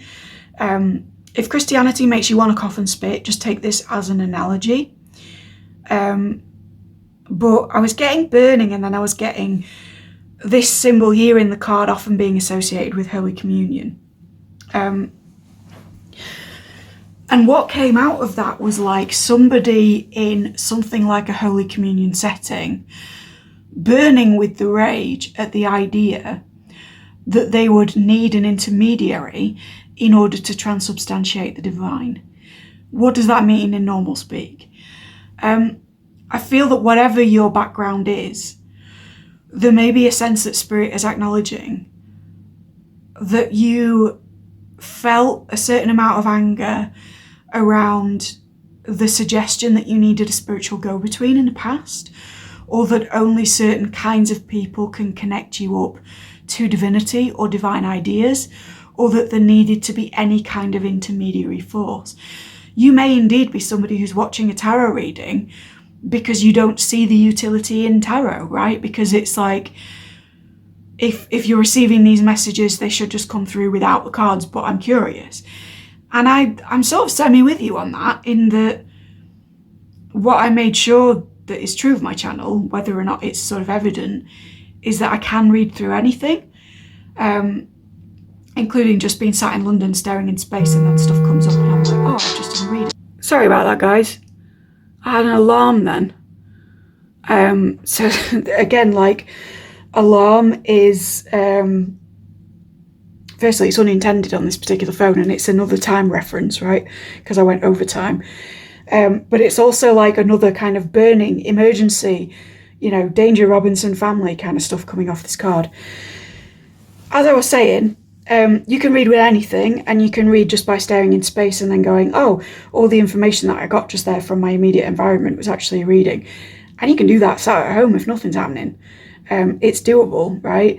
And I think that you are a person who either realizes this or who has recently come to that realization.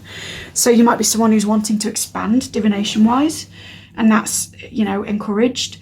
Or it might be that instead of that, you don't identify with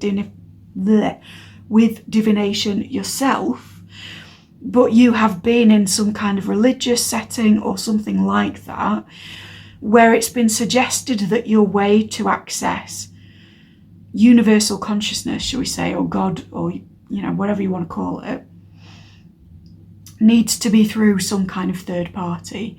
and you are not happy with that idea at all, and it burns within you, right? This is your passion. This is the fire section. And, you know, we spoke earlier about you using your emotions for positive good. For some of you, it was this resistance to the idea that spirituality needs an intermediary force that brought you closer into spirituality and into the fold and helped you to decide where to go next. Or it's kind of brought you into this sense of like, fuck that, I'm not doing that. I am my own connection to the divine. You know, animism is very strong in this card. But then your kind of emotional next step is like, but where's that going to take me in a physical sense, right? So this all kind of ties in.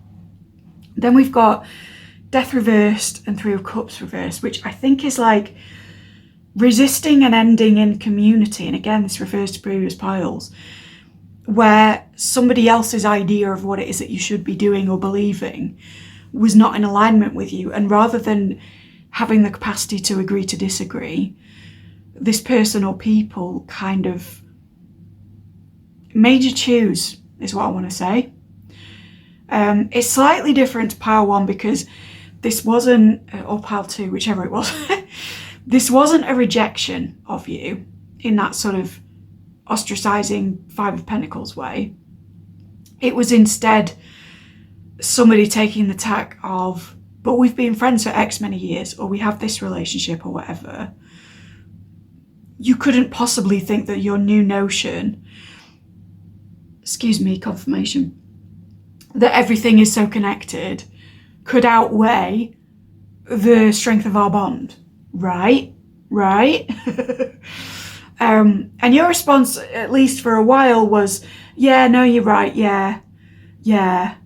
How silly of me to utterly change my worldview at the cost of our friendship or our relationship or whatever it is, because you won't just kind of let me have my own opinions. And I feel like your spirit team, also signified by the Three of Cups, is reversing this partly in a warning to say, like, death happens either way, right? Letting go of stuff happens either way. The end of a cycle happens whether or not we consent to it, and it happens to us all in some way. And that's not to say literal death is imminent or anything like that. It's to say that what needs to be let go of will fall away from your life, whether or not it's in a way you enjoy. And by kind of fooling yourself that these people have a right to say, you must believe the same thing as us, otherwise you're knowingly sacrificing the relationship. It's like, yeah, nah.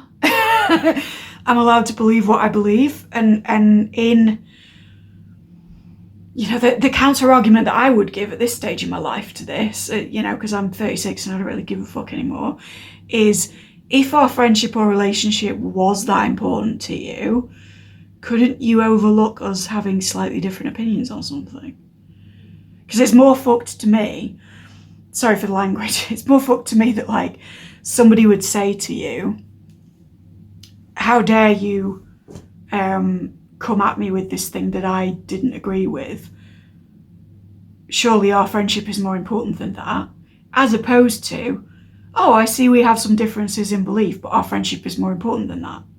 You see the difference?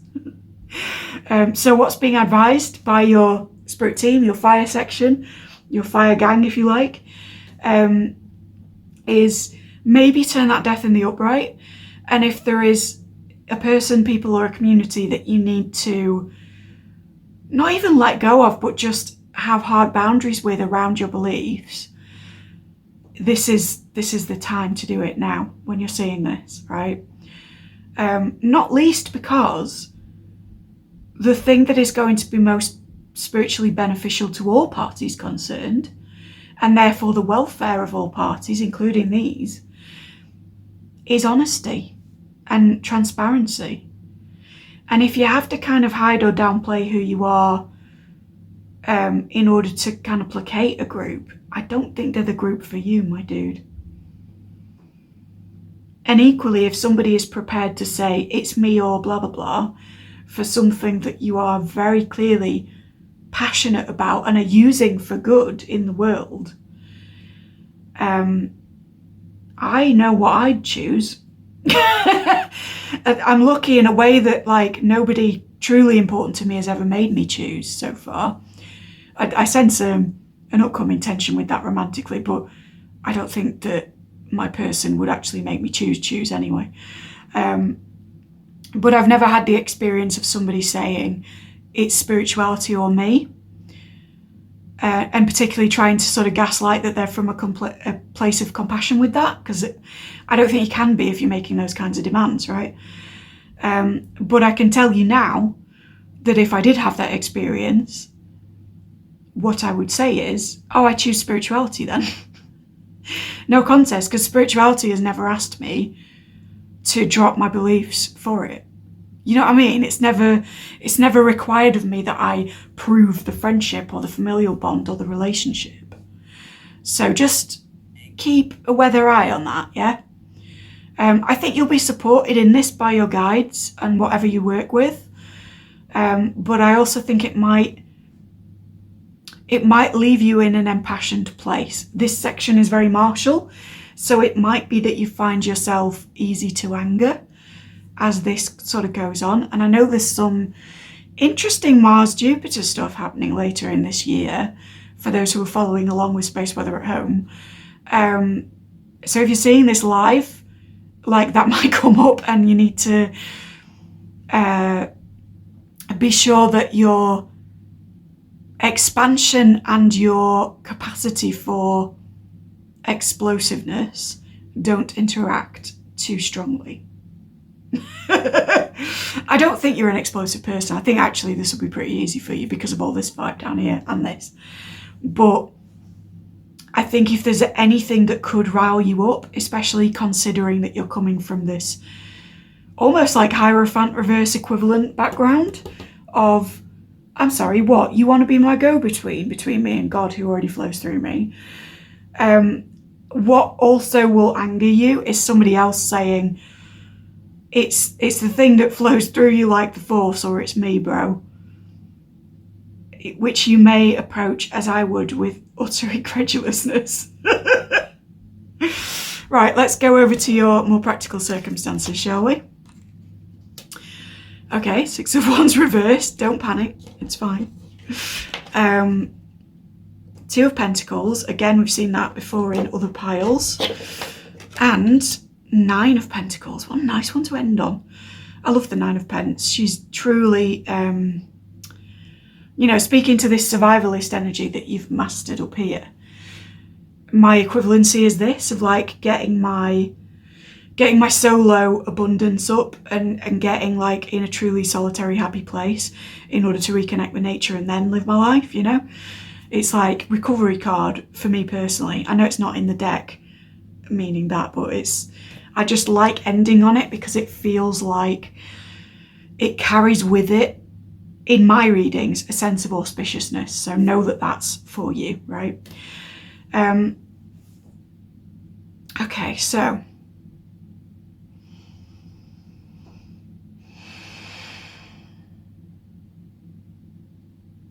again, this is more like spirit framing or reframing your circumstances rather than guiding you forward. And I'm sorry that that's the case, but I think a lot of your reading is kind of confirmation that you're already doing the right thing.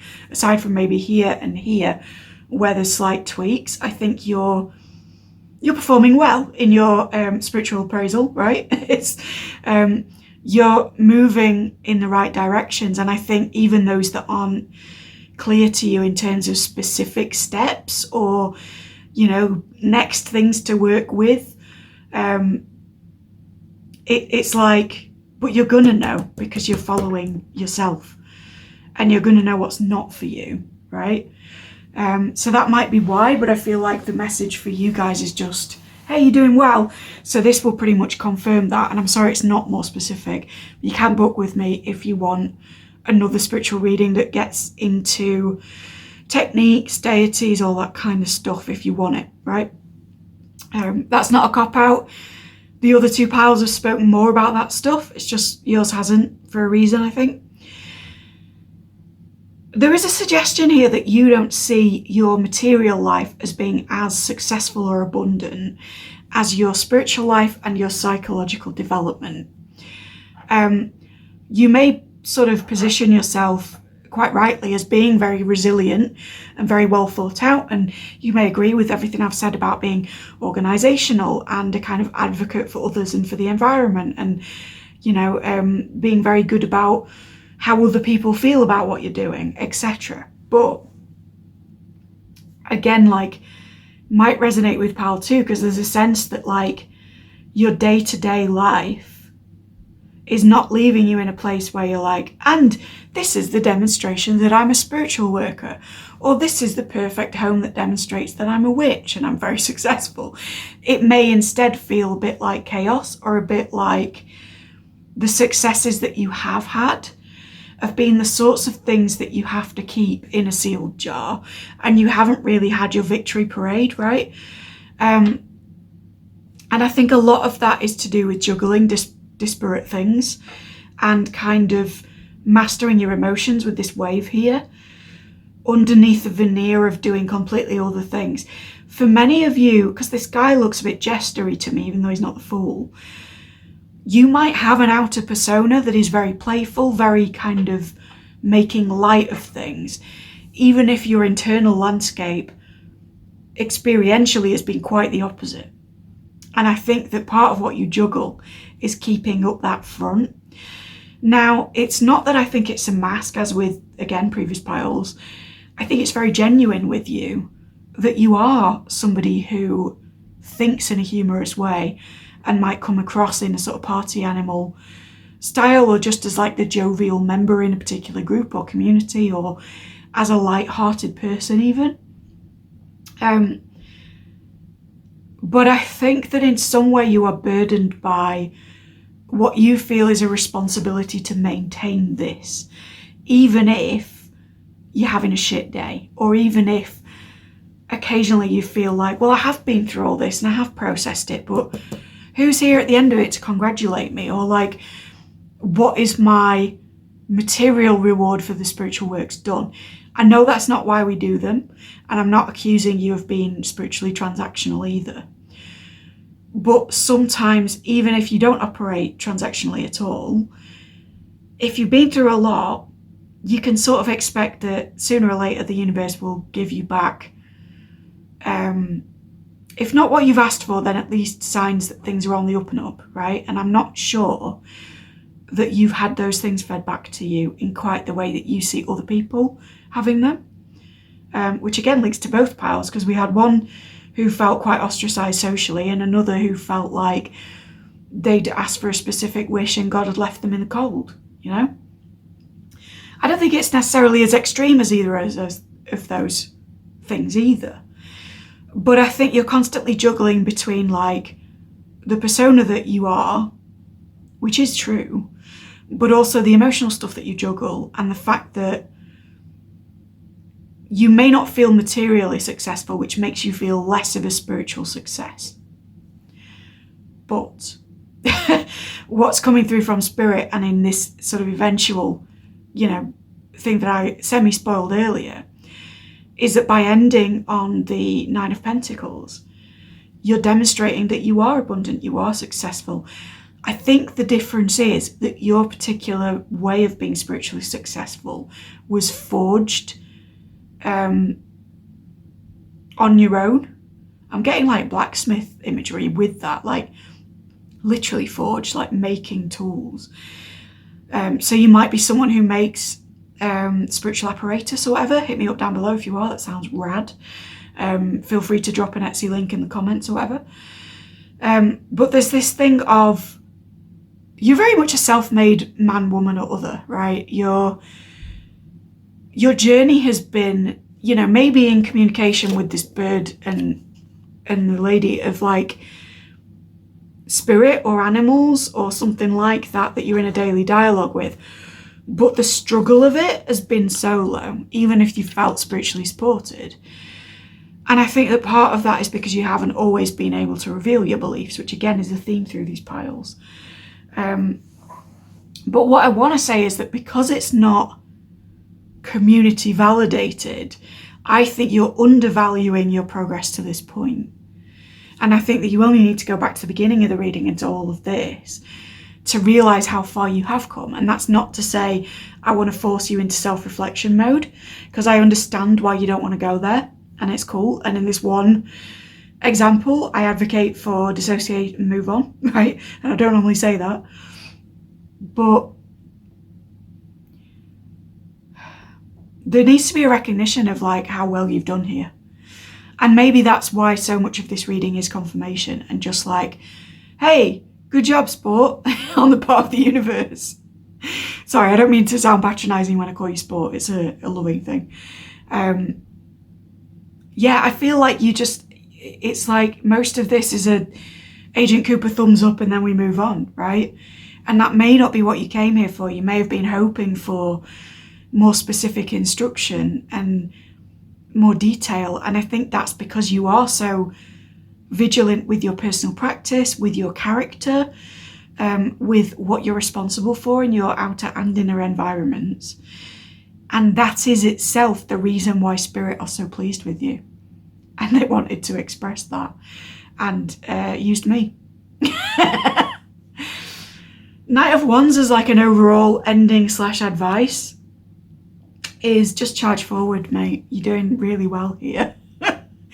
I know that this card can have negative connotations, but honestly, it's also this fired up energy that we described maybe in a slightly emotionally volatile way earlier, but that can be channeled for great spiritual deeds and indeed for passion, happiness, living that aesthete, sensualist, soft life that is totally possible whilst being a very grounded spiritual being as well. And I think it's interesting that the Knight of Wands is riding away from this end of stuff, because it's like we're flanked by the positive pentacles and then this Knight running from those assumptions or presumptions towards the spiritual element over here in terms of the layout. So this is like Spirit saying, just go with it, right? Just follow your bliss, as we described. This, you know, they're not quite counterparts, but they're the same suit here. And bear in mind that the more momentum you carry and the more you just throw yourself into things spiritually and say, I'm following my bliss, it's going to be okay, look at how far I've come, the less you're going to feel like your material gaps for the moment, I want to say, are indicative of spiritual inadequacies, because I really don't think they are. And I think that going back to the deer thing, if you have had to do any protection work or be extra gentle with things in your life of late, it's kind of like you don't need to approach things with kid gloves anymore, because that bit's done, right? And that's the immediate advice going forward, is like, follow what it is that you're called to do in less than obvious ways. Make sure you're not doing anything addictive with tarot and related disciplines. Make sure you evaluate what content is useful for you or what mentors you're meant to be with. But continue as you were. Continue healing, continue spreading joy, continue sort of spreading the message far and wide, whether that's digitally or physically with whatever you're doing. Absolutely keep up the, no, I don't think I need a spiritual intermediary, thank you. And if anyone disagrees with you on that and sort of makes it a social problem, say, I think you have a social problem, I'll see you later. Because then this is going to be success, this is going to be your victory parade, and this sense of juggling is going to be kind of a thing of the past, because there's going to be no competition at all.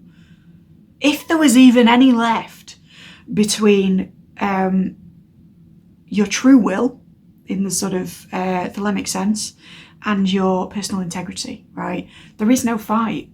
The Knight of Wands is a figure who doesn't stop to ruminate over whether he's standing in his personal integrity. He just is. And as we know from other readings, sometimes that means he rushes into things a little sooner than he possibly should. But in this case, and in this context of the overall reading, I don't think that's it at all. I think you're running towards a bright, passionate, happy, balanced and spiritually enriched future. So enjoy it. That's your advice. Enjoy, right? I'm hearing Bjork, enjoy in my head. It's literally just enjoy. And I think it may feel like less than satisfactory because you're such a hard worker, but I'm here to tell you that it's time to kick back, dude. It's time to take the next spiritual steps based on what makes you happy and not what everyone else is doing or what pain you used to carry. So, Happy New Year. If this was useful to you, please like, subscribe, ding the dong, thank you kindly. You can book with me in the link down below. There's also a Lucky Dip shuffleable playlist there of everything so far on the channel, in case you wanted a bit of clarity somewhere else in your life or on this and you don't really know what reading to go for. You just hit shuffle and hit play and you will be taken to whichever thing I've made in the last 2-3 years and it'll be the one for you. Take care.